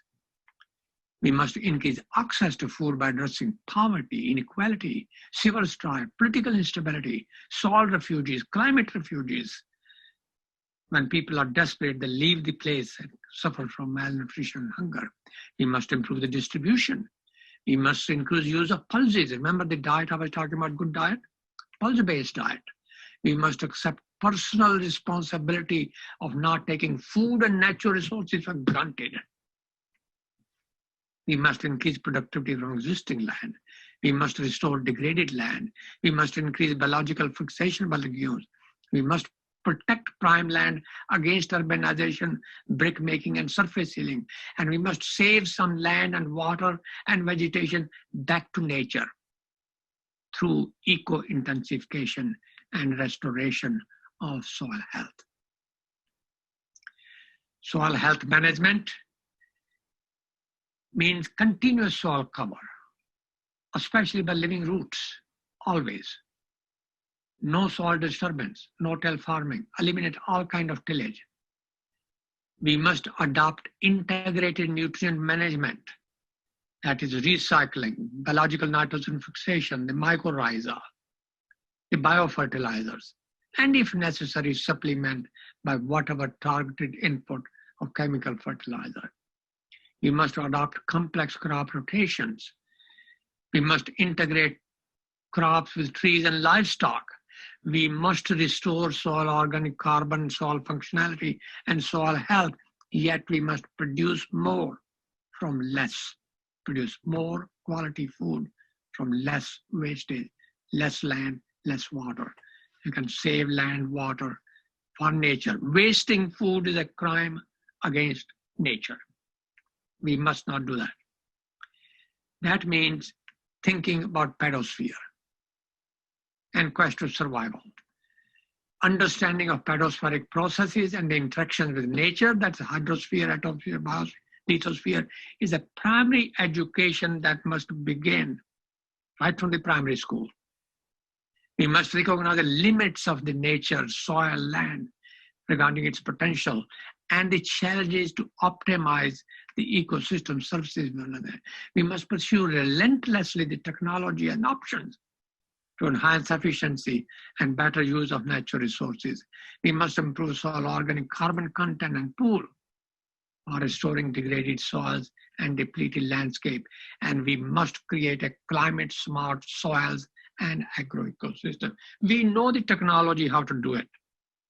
It's a question of political willpower of translating scientific knowledge into action and making people responsible for adopting that scientific knowledge.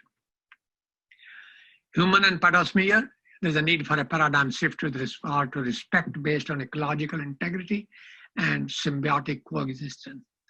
Anthropogenic exploitation and drastic perturbations of the pedospheric processes would not only challenge human well-being, but also jeopardize intrasocial and extrasocial biospheric relationships and separate the human from the landscape and nature that have nurtured it throughout evolution history.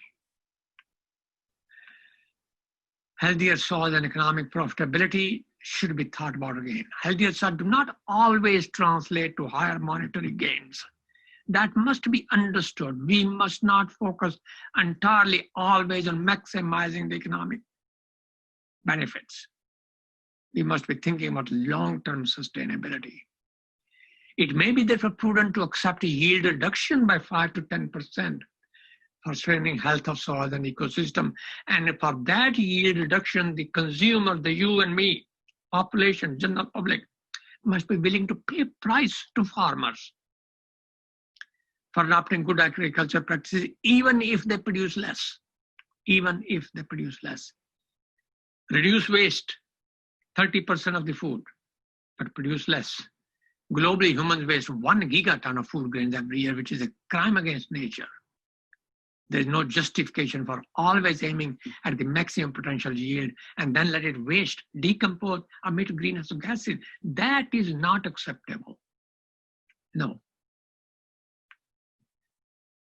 The parameters of eco-intensification is different than organic farming per se and sustainable. It's integrated nutrient management based on judicious combination of both organic and inorganic sources and recycling and biological nitrogen. It is judicious management. And disease and pest management the same way, integrated pest management, creating disease suppressive soil and judicious use of chemicals and pesticides if necessary.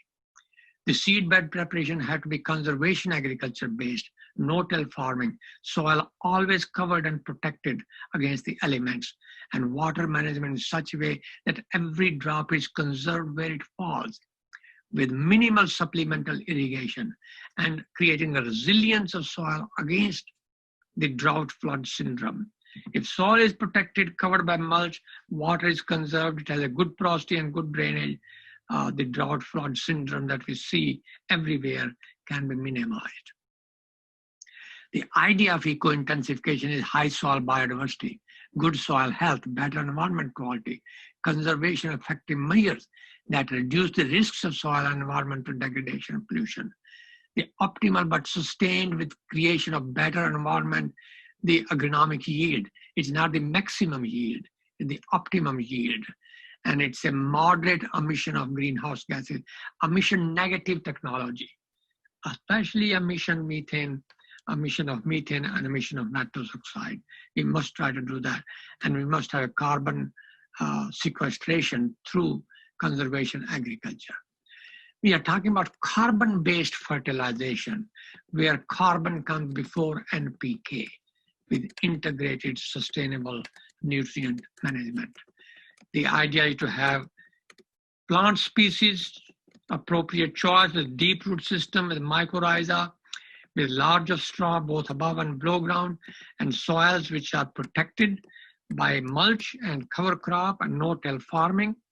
And we integrate crops with trees and livestock, which create disease suppressive soil because of high biodiversity.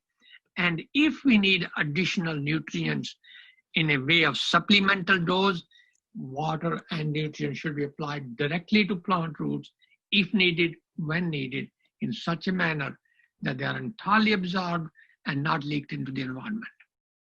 And that's the future of agriculture. The soil and human health nexus.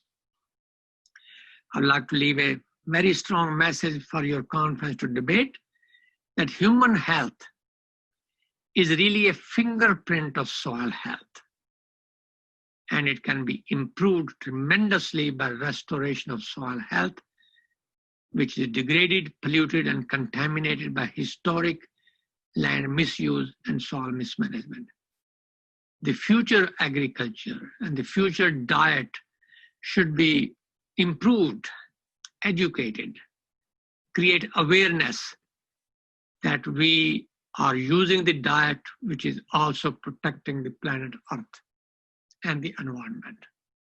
Restoration of soil organic matter content to above the threshold range can improve soil health, its biodiversity, its ecosystem cycling, and its nutritional quality of the food that it produces.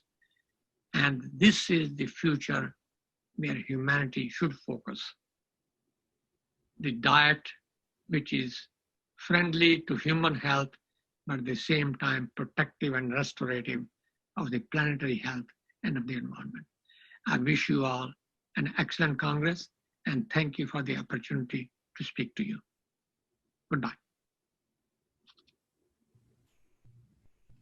Thank you, Dr. Lal. I promised you all that we would dive deeper into soil health, and I think we did just that with that presentation, so thank you very much.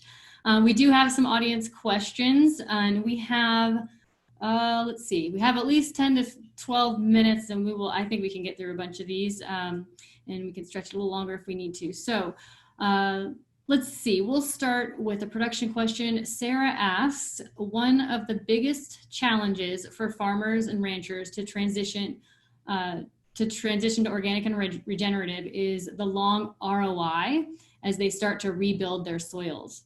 In your work, are you seeing any good research or promising work that is helping to speed up this process? Soil restorative processes are long time. I think they happen over a generational time scale. 5 years would be minimum, 10, 15, 20 would be optimum. Soil degradation can happen overnight. On a plowed land comes intensive rain and topsoil is lost overnight, but restoration is a slow process. That's why protection is much, much better than trying to restore. Thank you. And Myra has another question, and Myra asked this on the last panel, so I want to make sure that I get this in and see if you have anything to add to this. But in organic farming, many farmers use plastic mulch to suppress weeds in place of using pesticides.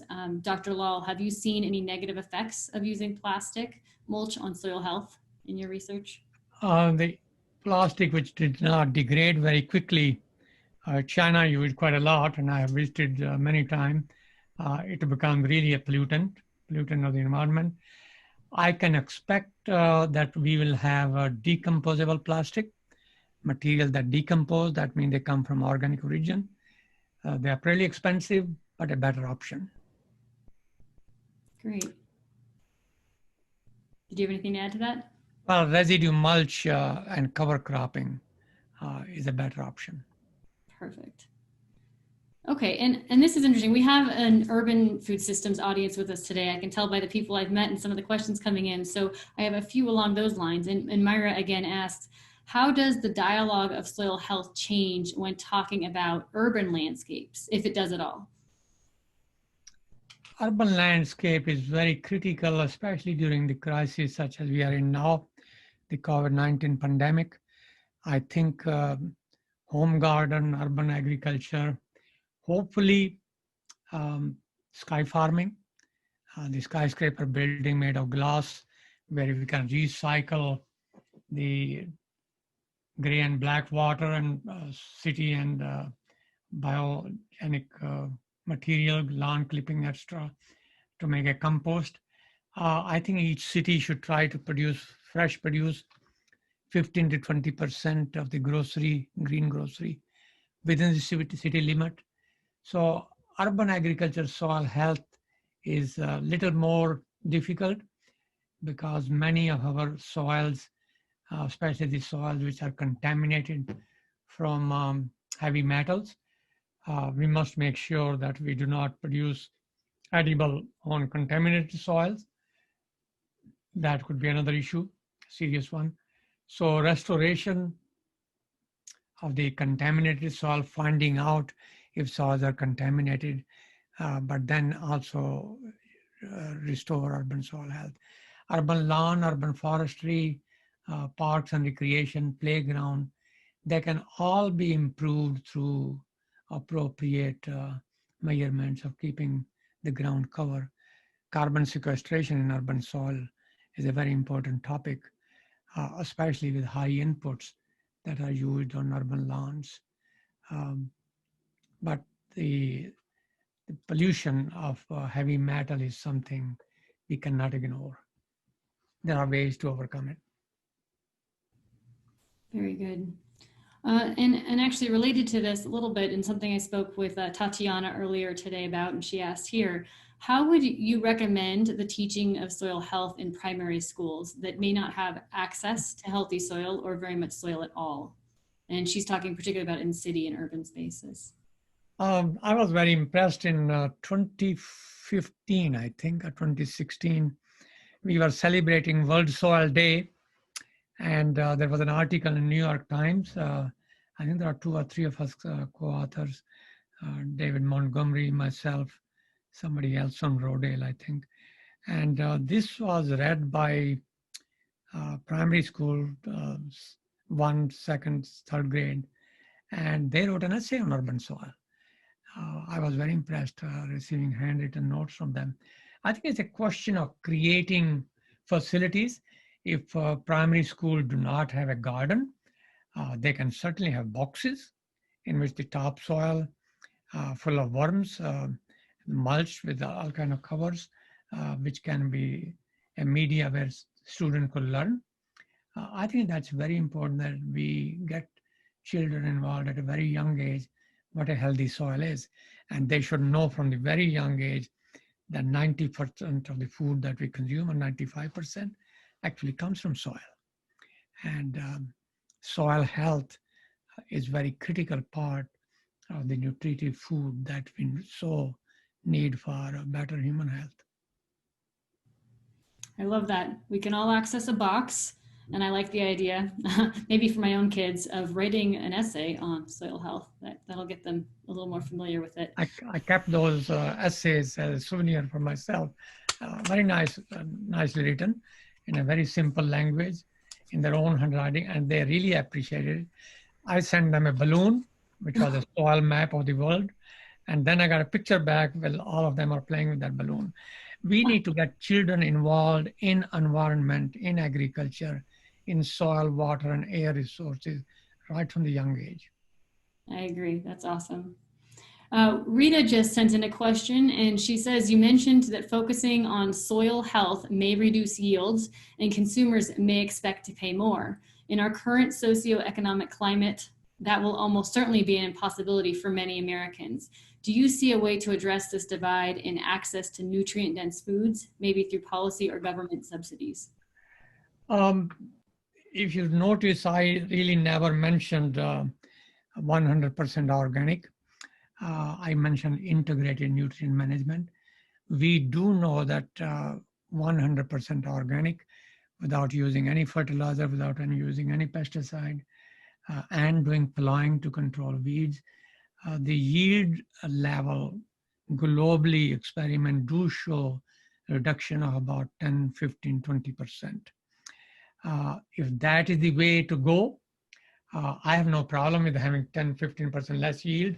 We already waste 30% anyway, so we should waste less. But there is another way to overcome that. And what I called it payment to farmer for ecosystem services. And that is a concept which is not subsidy. It is we reward farmer for doing good agriculture to mitigate climate change, to improve water quality, to reduce algal bloom, to reduce hypoxia, to reduce sediment load into Mississippi, increase biodiversity in soil. And that is what the payment for ecosystem services is. I calculated the cost, 2014, I think, using Chicago Climate Exchange prices for the cost of hay, seed for cover cropping and so forth. It comes to somewhere about $15, $18, $16 per acre per year in the Midwest. I think it's worth the cost. We could have a farm bill which protects the soil and says if farmers did something which is protective of nature and conserves organic matter, mitigates climate change, improves water quality, reduces, we will compensate them $15 or $20 per acre per year. And that's what I meant by payment for ecosystem services. But at the same time, I think education at all level, not only just school children, college, but also general public and policymakers, the importance of managing soil quality. I might indicate here for a moment, we do have EPA Water Quality Act, we have Air Quality Act, we do not have a Soil Quality Act. Is it possible ever to have better water and better air without having healthier soil? And I respectfully submit, not possible. So it's about a time that we have the third leg of that environmental stool, the Soil Quality Act. So we have a Soil, Air, and Water Quality Act implemented together will improve the environment and improve agriculture. Thanks. I think there's many that would agree with you in this audience about that Soil Quality Act. Last question, it's kind of a follow-up to what you were just saying, is how far away do you think we are from paying our farmers for soil health, as you've said before? I didn't get that. How far we are from getting? Yeah, how far off are we from being in a system or having a mechanism to really pay our farmers for the soil health? There are two ways to pay farmers. One is what we call trading carbon credit. And this was started at Chicago Climate Exchange around 2000. The carbon credit is 1 ton of carbon dioxide, 1 ton of CO2. So the cost at that time in 2000 was about $1 a ton of CO2. It went up to about $4 a ton of CO2 when the similar cost in Europe was $30 a ton. And Europe, $30 a ton of CO2 was because they had a cap on how much fossil fuel could be burnt. We had no cap on fossil fuel combustion. Therefore, we had rather no demand for carbon credits, and the market collapsed, came down to about 20 cents a ton of CO2. So paying 20 cents a ton of CO2 is kind of a joke. I don't think anybody would be interested in it. When I said price, it is about $40 a ton of CO2, not 20 cents a ton of CO2. When you undervalue any resource, whether it's climate, whether it's ocean, whether it's water, whether it's soil, you always have a tendency to degrade it. You know, common resource suffer from the tragedy of the commons. And that's exactly what happened. So we must pay farmer the societal value of the resource. We are calling upon them to protect it for the planet and for the humanity. And the societal value is not necessarily the same as the economic value. Economic value is dictated by demand and supply. As the supply goes up and demand goes down, the prices crash. But societal value is the inherent cost, and that is about $40 per ton of CO2. It should be paid fairly, and then we can expect that farmers will do what the need of the time is, protect soil resources. Very good. And just to close up this session really quickly, I would love to ask you, for our audience of diverse leaders across the food system, what would be your one piece of advice for all of us to take away to help move and make soil a bigger food systems priority? I think one thing I like to mention is do not take food, soil, air, water for granted. As far as the environment is concerned, we are culprits and we are victims both. We have to take responsibility. We should be responsible for our actions.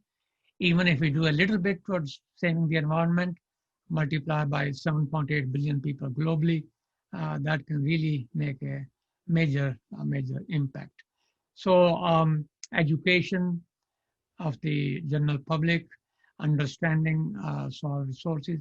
And here I might mention, also go back to our spiritual roots. I'm very impressed with Pope Francis, how he came up with the encyclic that we must protect nature and natural resources. He has especially mentioned about his homeland, Latin America. I think it does not matter what religion one believes in, whether Judaism, Christianity, Buddhism, Islam, Hinduism. Each one of them tells us to protect nature, restore soil and water. Do not waste water, even if you live on a river. Allah does not like the wastefulness.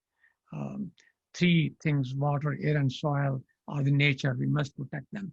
So even if we want to take a spiritual route, stewardship, yes, it doesn't matter what faith you belong to, go back to those faiths and try to see what your scriptures say. And they all say, protect nature. I think that's the message I would leave. Do not take it for granted, and let's cherish what we got and protect it.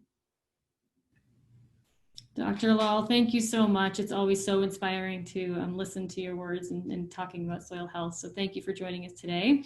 Now, if everyone could give Dr. Lal a muted round of applause. Thank you for joining us. Thank you.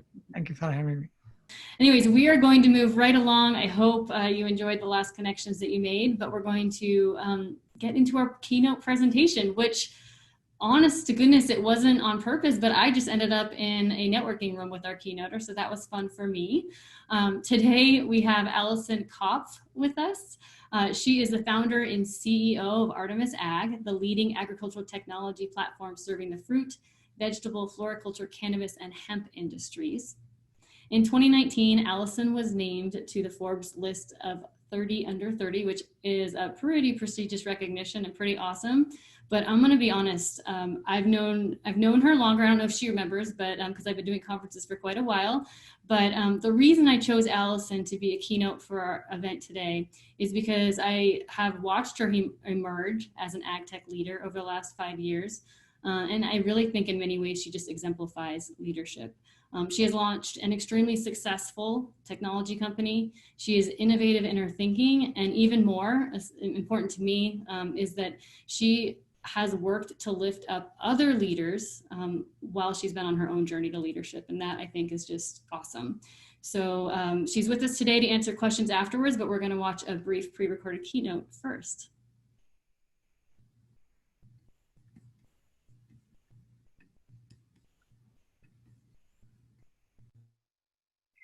Good afternoon, everyone. I'm so pleased that we're able to hold this event, even with the changing times, and I want to especially thank you all for joining us today in this new format. I'm joining you from our office in Brooklyn, New York, where, as you can see, things are a little empty because things have certainly changed so quickly over the past few months. I find it incredibly exciting and fitting that I was asked to talk to you about leadership and innovation when, frankly, we've all had to be innovative recently. For those of you who don't know me, I'm Allison Kopf, founder and CEO of Artemis. At Artemis, we are determined to create a more profitable, more sustainable, traceable agricultural supply chain. And we do this by transitioning farms toward digital operations with the Artemis software platform. Startups by nature are innovative. They're disruptive, they're transformative. If they're not, they've failed. Because venture returns require massive scale. The goal as a venture-backed startup is to build a technology that is so necessary for its users or so desired by its users that it grows and grows and grows until it consumed market share. To lead in that environment requires different thinking, different skills than leading in a management role at any other company. But there are things that startup founders do that we can all learn from and apply no matter what type of leadership role you're in. Today, I want to focus on culture and vision. Both drive people to come into the office or Zoom chat each morning and to be excited to get to work. It doesn't matter how big or small your team is, teams need a focus, a goal, something to work toward. That's your vision. At Artemis, we start with the North Star, our why. As I mentioned earlier, our mission is that we're determined to create a more profitable, more sustainable, traceable agricultural supply chain.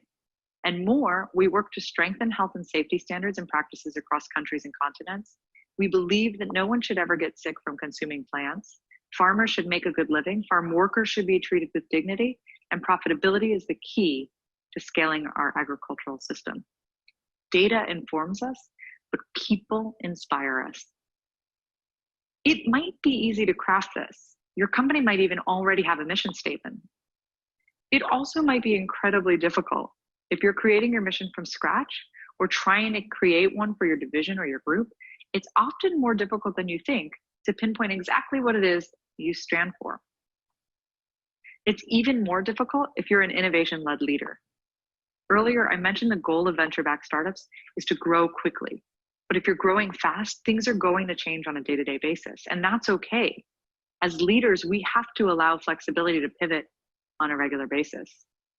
For example, you might find the market you're testing in doesn't love your product and you have to change direction slightly. Let's say, for example, you're trying to develop a new fertilizer application. You thought it would be applicable to one crop, but you're finding faster adoption in a whole other area.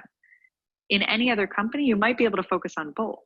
But if you're a startup, you would drop the original focus and put all of your attention toward this new area. Why? Because we have limited resources and that goal of growing fast. So in this scenario, did our mission change? Well, it depends on how you've developed your mission. If your mission was to sell fertilizer to that original crop type, it certainly changed. But if the mission was to grow healthier plants, it didn't change. That's our job as leaders. We have to see the big picture, align the team around it, and yet allow ourselves the flexibility to lead with innovation. It's also important to set the path forward to execute the vision. At Artemis, we use what's called OKRs, or Objectives and Key Results, as our goal management framework. But there are tons of ways to do this. OKRs set objectives that line up against the vision and key results, which are measurable outcomes. This makes it clear what the team is trying to accomplish on a regular basis and ties it all back to the mission. It's also not enough to just create the mission statement. The team has to believe in it, has to live it. That's vision. Now let's talk about culture. One of the most impactful things you can do as a leader is to intentionally craft a culture for your team. How do you go about executing the vision? That's culture. Vision is the why, culture is the how. Sometimes it's hard to imagine how to create a culture when you lead within a larger organization. But as long as you're leading a group of people, I think it's critical that you establish your culture, even if it fits within the larger culture of the organization. Because we've all likely been there before. At a company who doesn't quite have a culture that works for you as an employee, something's off, and it leads you to be unproductive, or at the worst case, miserable to come to work. Your goal as a leader should be to create the exact opposite. Create an environment where people thrive and are excited to come to work every day. At Artemis, we do this through our core values. They're a set of values that drive everything we do at our company.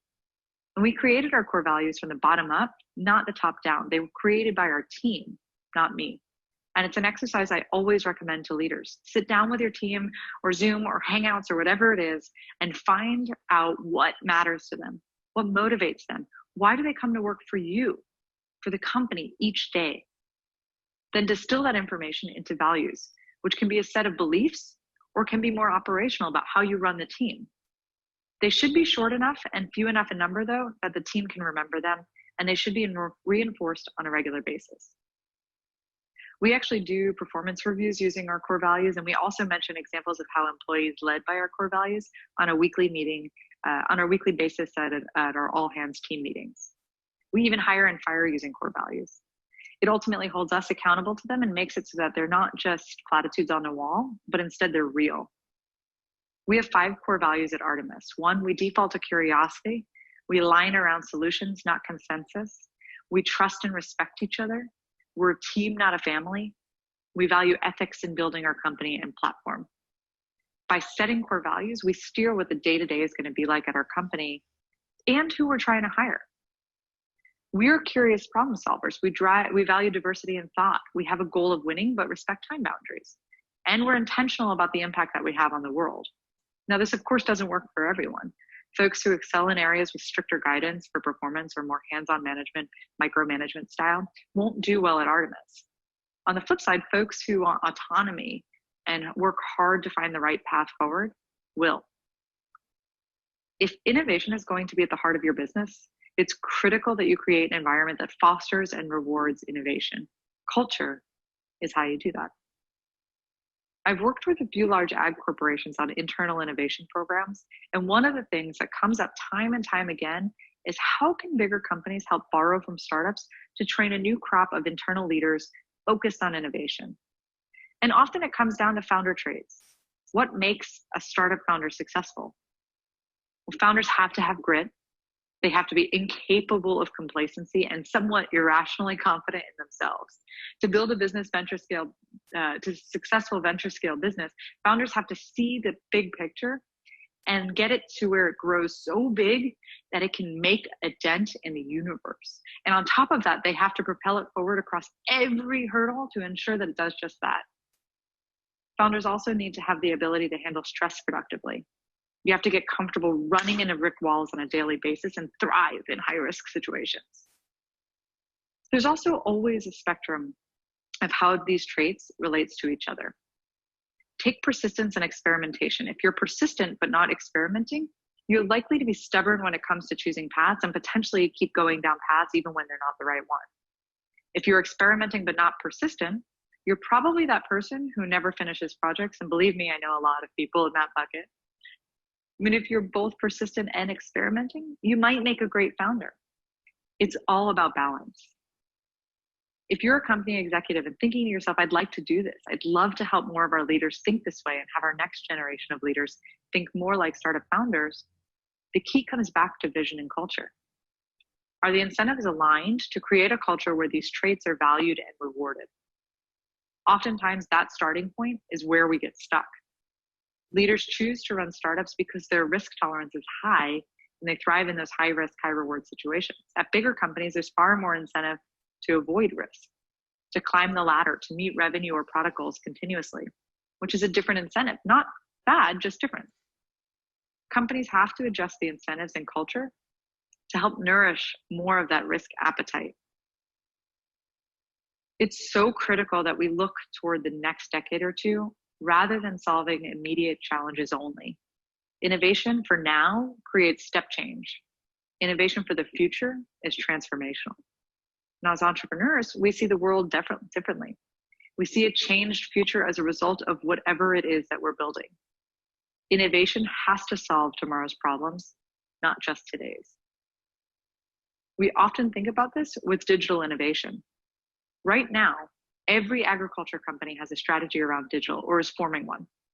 We know that farms will be run digitally, products will be bought and sold digitally, and data will unlock massive value for everyone in the supply chain.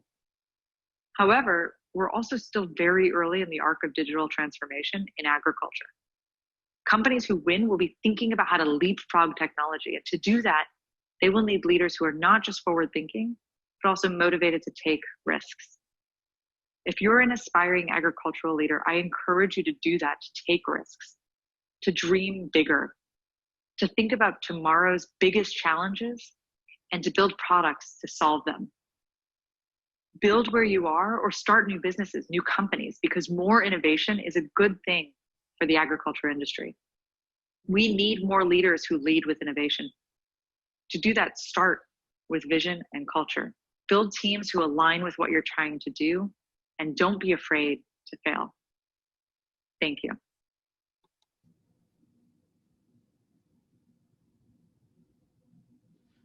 Thank you, Allison.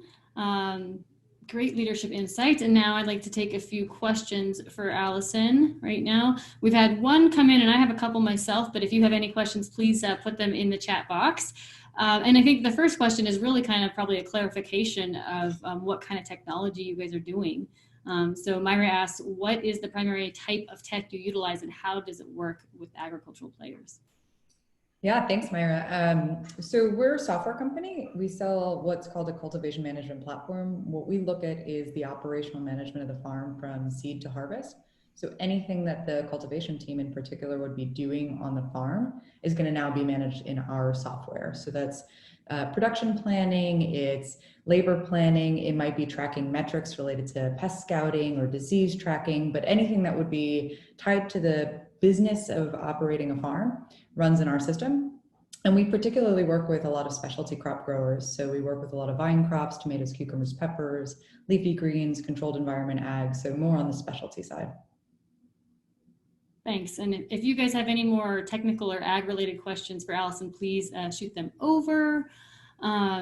Actually, Myra, this is a good question because that was one of the questions I had. Myra is all over these questions.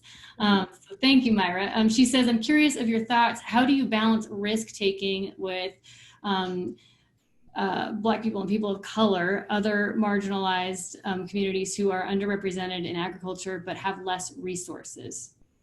Don't apologize for asking too many questions. Never apologize, right?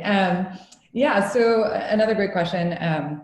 So part of how we think about diversity and inclusion in ag in general is what we can do immediately, and then there's tangential benefits. So for us as a company, where can we make the most impact? Well, part of it is on hiring and training and bringing people into ag who might not have had a background in agriculture directly in any capacity in the past.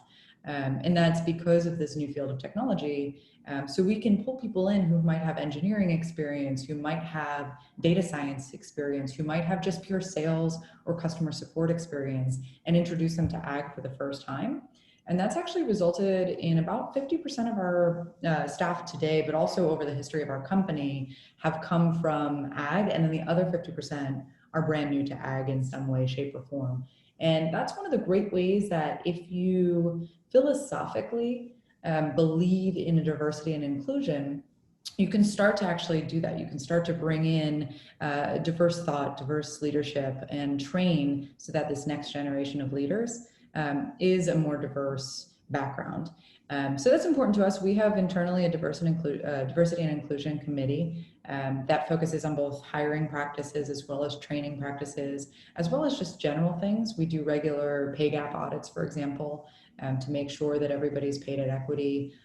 We try and hedge that off actually to not even get to a place where that could be a question by having benchmarks, so salary benchmarks or ladder sort of policies, so that you're within a band and you're not really going to stretch beyond just because you negotiated salary, which is a huge issue amongst women in particular. So that way we have a fair equity structure around both salary and equity. As far as BIPOC as well as LGBTQ, part of this is really bringing new faces into the ag industry and really accelerating training so that we bring up this new group of leaders. So that's been something I've been personally really proud of, is just the diversity amongst our team, not just gender diversity. There's also just making sure that your board is diverse, making sure your investors are diverse. That's a luxury we can do as a tech company. And then you look at the flip side, and it's really about who your customers are, who the farmers are. If they're working with more diverse workers, how do you make sure the tech is actually applicable and accessible to that workforce? So making sure that you're thinking about illiteracy or language barriers or things that might come up to a workforce that's diverse in any capacity. So that's something that we're pretty thoughtful of, but I think more technology companies can play a more responsible role in thinking about that just generally. Great, thank you for that answer. Sarah asked, do you see blockchain starting to play a bigger part in traceability in the food system? And if yes, where do you see current opportunities? It's a great question. I think, so first and foremost, I'll say that blockchain in general is just a type of technology you can use, right? So I think, when the hype around blockchain maybe 3 or 4 years ago really started gaining tailwinds, a lot of people were using blockchain as a way to describe traceability, as opposed to just one of the ways that you could build traceability systems on top of this technology. So, we philosophically as a company don't build on top of the blockchain, but we also are a traceability company. And the reason is just there's a lot of traceability bits and pieces in the industry already. Being in specialty crops, we think a lot about how you identify a crop from the beginning stages, so almost an input in to the ecosystem all the way through that final point of consumption. And there's lots of ways you can do that, whether it's UPC codes or thinking about various standards and various logs and various food safety practices. All of those require certain information. And we can already track that pretty well using non-blockchain related technologies.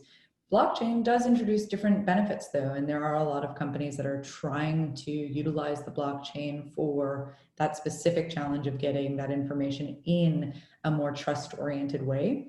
Have I seen it become more commonplace? Not yet, I'll say. We've seen a few companies come up in the last year or so that have started to gain a little bit of traction. One of the big challenges that I think that blockchain companies are really going to face over the next few years is they also require this application layer. So you can think of blockchain as infrastructure, but there have to be applications that layer on top. And because ag tech in general is still a relatively new industry, I mean, software really only got started in 2012 or so, where it started getting real traction. You're still behind on the application layer. So you're trying to develop infrastructure and applications at the same time, which is just challenging. So we'll start seeing, I think, a little bit more of that full stack approach where you're trying to do both of those things. We'll start seeing some more infrastructure as soon as it becomes a little bit more scalable and affordable. So I anticipate that won't go away, but that it'll become more advanced as we get, through the next few years. Awesome. Thank you for sharing that. And great question, Sarah. And that's not me. There really is another Sarah out there asking a question.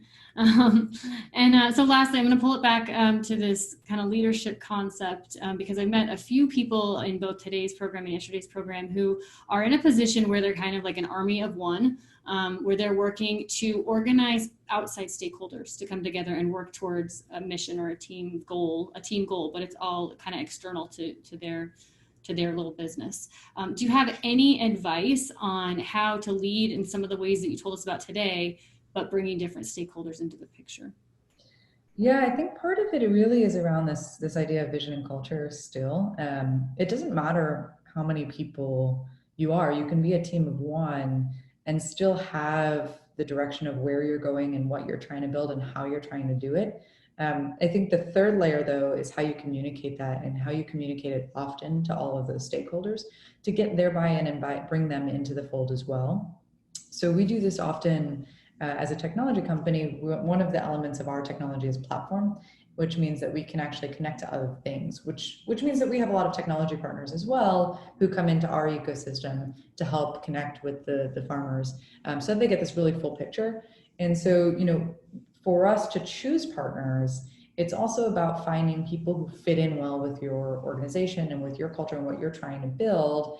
But they can't do that if you don't communicate it. So I think, step one is forming that vision. Step two is forming the culture around it. But then it's really communicating it, finding people who are aligned, bringing people into the fold who see the world the way that you see the world, but potentially with diversity in thought so that you can approach it more holistically. And then bringing that picture together so that you can take it to the next level. And I'll just caveat with, we created our core values as a team when we were about 4 or 5 people. So it wasn't like we were a massive team in any capacity, and our vision was created when it was a team of one. So it really doesn't have to have a team of hundreds in order to do this. I think, people who are that team of one, maybe in the consulting space or whatever it is that you're doing, that's actually the best time to do it, because then you can actually sit down and formulate what it is that you feel and how you want to work. The harder place to do it is when you're at a major company in some capacity, tens of thousands of people, and you're trying to think about your own context within the larger context of somebody else's vision potentially. So, team of one, you're at a distinct advantage. And I'd say, just do it. Just sit down and write it down and make sure that it's real, and then share the word. Awesome. I love that. It's a great reminder that a party of one still should go through the process of vision making and creating all your goals. So thank you. Thank you for joining us today, Allison. I love your message and your approach, and we're really happy that you were able to share it with us today. Yeah, thanks. Another muted round of applause for Allison. Okay, and it is time to bring back Trey Cates to help us wrap up this program. Trey, we've met him earlier today, works with organizations in agriculture and beyond to build a stronger culture. And so he's going to bring us home today with some comments about how, as leaders, we can build more resilient organizations. Welcome back, Trey. Thank you, Sarah. Super excited to be back after you all have had the chance to work with one another, creating connection, understanding a little bit of insights from people like Allison or Ratan Lal and others that are giving you some information that you could integrate into your organization and your operations. I'm going to build off of what we talked about when I kind of gave you the little bit snippet of it to begin, which is this idea of what does it look like to create the conditions. And I'm going to broaden the frame a little bit, because a lot of the conversation has been around soil. And when we talk about creating the conditions in soil, we're creating the conditions because it's a living system. And that living system, you can't really control it. All you can do is work with it. And what does it look like for us to create conditions that allow for real life to emerge? Right? But one of the things I often tell people is that you can't limit or silo soil out from society. You can't silo soil out from people. And because it all involves people making decisions around a life. And with that in mind, we often say that we're looking about what does it look like to regenerate the potential in soils, in souls, people, and in society. And so the idea that the work you're doing as emergent leaders isn't just in the technical aspect of things, isn't just in your products, isn't just in your programs, because all of those things have to be put to work through people. And a lot of incredible work has been done over the years to create developmental programs for teams.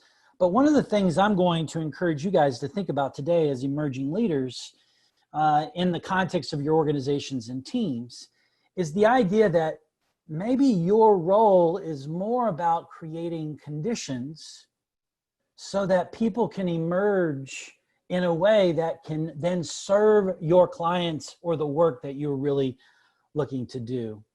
A lot of times we'll find people provide a little bit of feedback and pushback on approaches around creating conditions versus just pushing what they may want in a context of an organization, and that it would work in a small organization but not a large organization.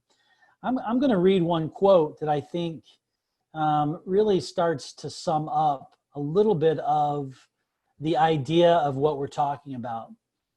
And the temptation, here's the quote, the temptation to lead as a chess master, controlling every move of the organization, must give way to an approach as a gardener, enabling rather than directing. A gardening approach to leadership is anything but passive. The leader acts as an eyes-on, hands-off enabler who creates and maintains an ecosystem in which the organization operates.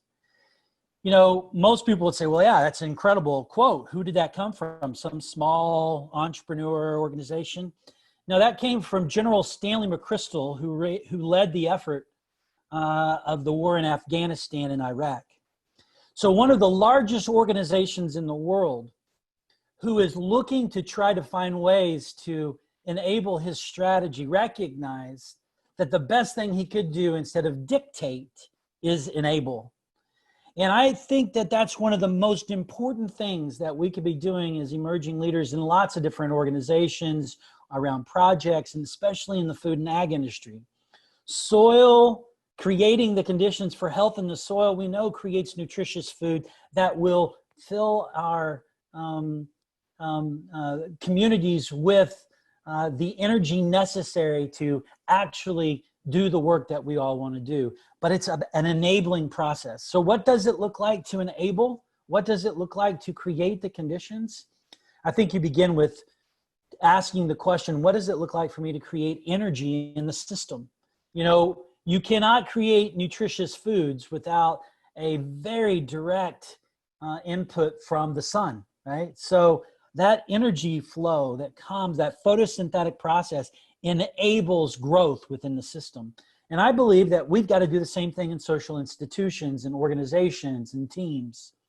What does it look like to create the conditions for your team members to thrive? What does it look like for you to continue to develop people in a way that brings about their uniqueness?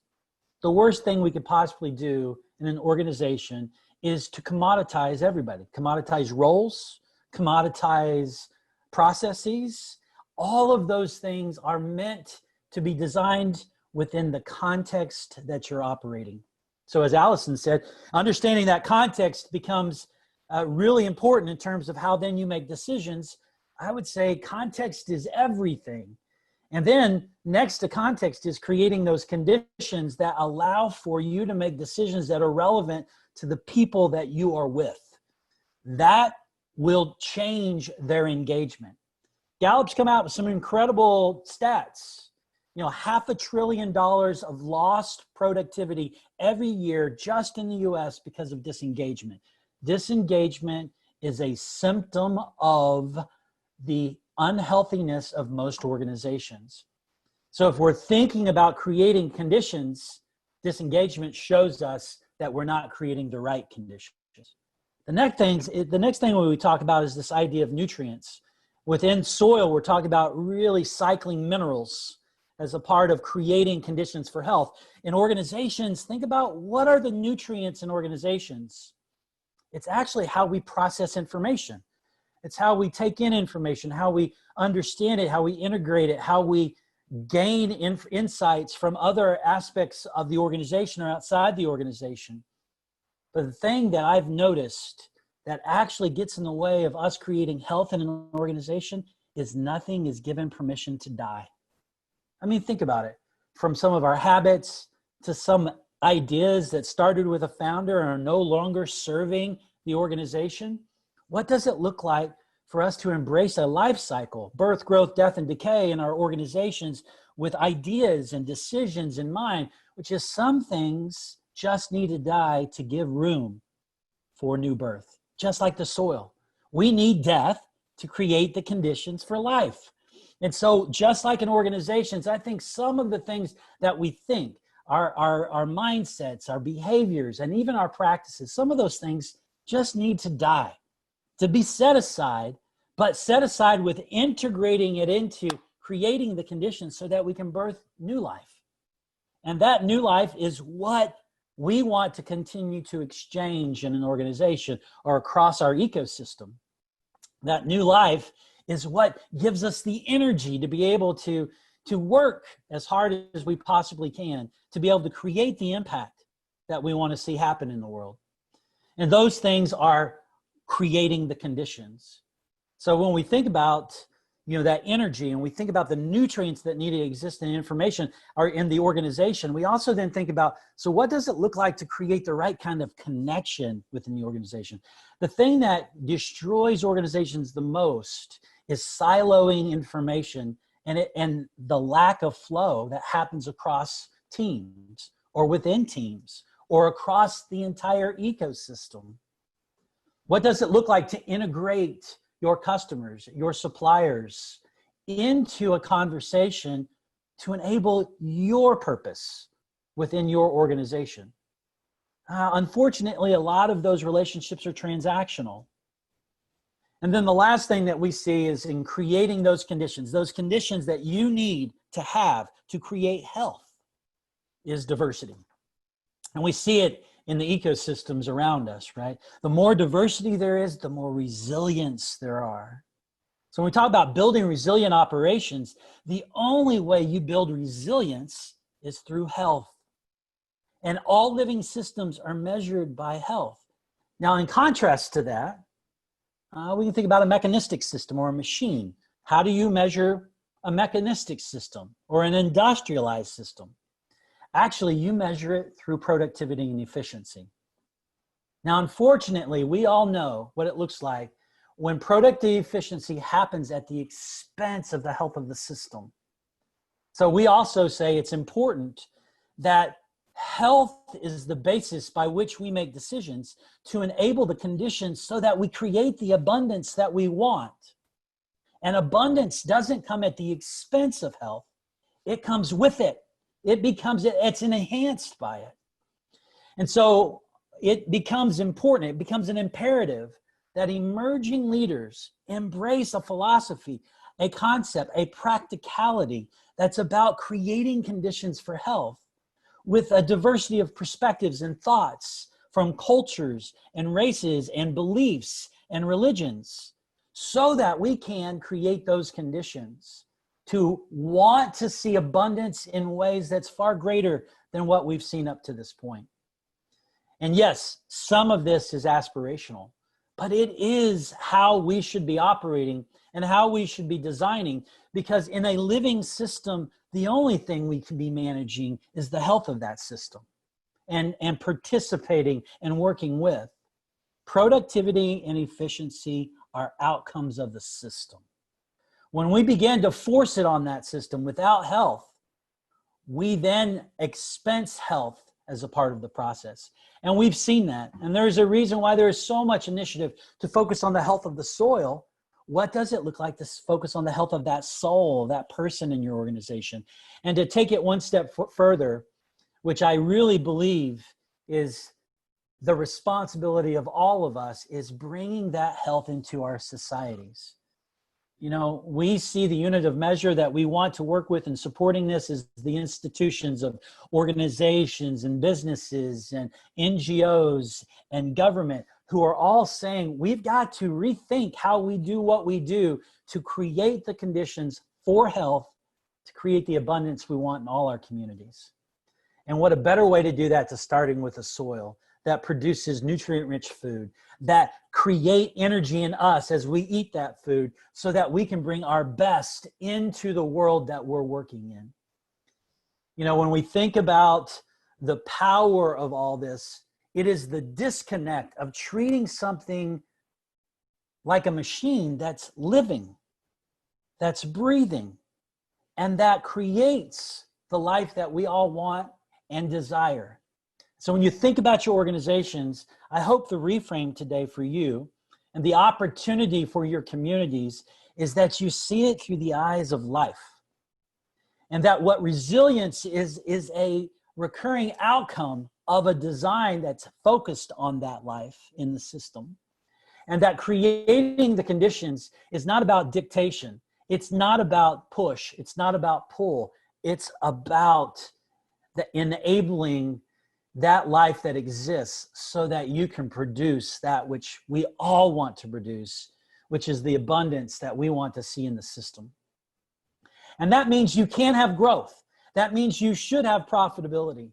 But none of those things should be the focus of why you do what you do. Health should be the focus, and those should be the outcomes of the health of the system. And so when we think about this, as I close and hand it back over to Sarah, you know, the idea of how we're continuing to emerge in the roles that we have as CEOs, as managing directors, as team leaders, is continuing to make sure that we are doing everything we can to create the conditions for people to emerge in a way that brings out their uniqueness, that allows them to bring their whole self into the roles that they have, so that we collectively can produce the outcomes that we all want to produce. And I'm going to end with one other quote, which I think begins to set, you know, the initiative. One of the great system scientists of our time was Donella Meadows. And one of the things that she said as a way for us to really land this in a way that supports the kind of work we're talking about is this idea that the world is a complex, interconnected, finite, ecological, social, psychological, and economic system. However, we treat it as if it were not, as if it were divisible, separable, simple, and infinite. And our persistent, intractable global problems arise directly from this mismatch. Embrace the complexity, embrace the life, embrace the people around you, create energy, create nutrients, share that, build diversity, and you will create the outcomes that we all want to see in our communities, in our teams, and in the world that we live. Thank you for the time. Trey, thank you so much. I just love your message. I loved everything you said, but I loved when you said that the work we were doing as emerging leaders is not just about all the technical stuff that we tend to focus on, because it has to go through people, which seems obvious when you say it, but it's also often hard for us to recognize that. But then your focus is back on that maybe our work really should be about creating the conditions for success, for diversity, for healthy organizations that enables others. So thank you so much. It's a great way to wrap up the day, and I appreciate it. My pleasure. I also want to thank our sponsors again, one last time, Soilworks LLC, the Urban Food Systems Symposium from Kansas State University, Acres USA, and Countryside for their support of this program. Thank you again to all of our speakers for sharing their time and experience with us today, and thank all of you for joining us at our inaugural program. Our goal for putting all of this together today was for each of you to walk away with new information to feed your work, with a glimpse into other perspectives from around the sector, with new connections, which I hope you found, and with a feeling of empowerment that you have the ability to make an impact in the most important sector in the world. So thank you, and we look forward to seeing all that you guys accomplish in the future.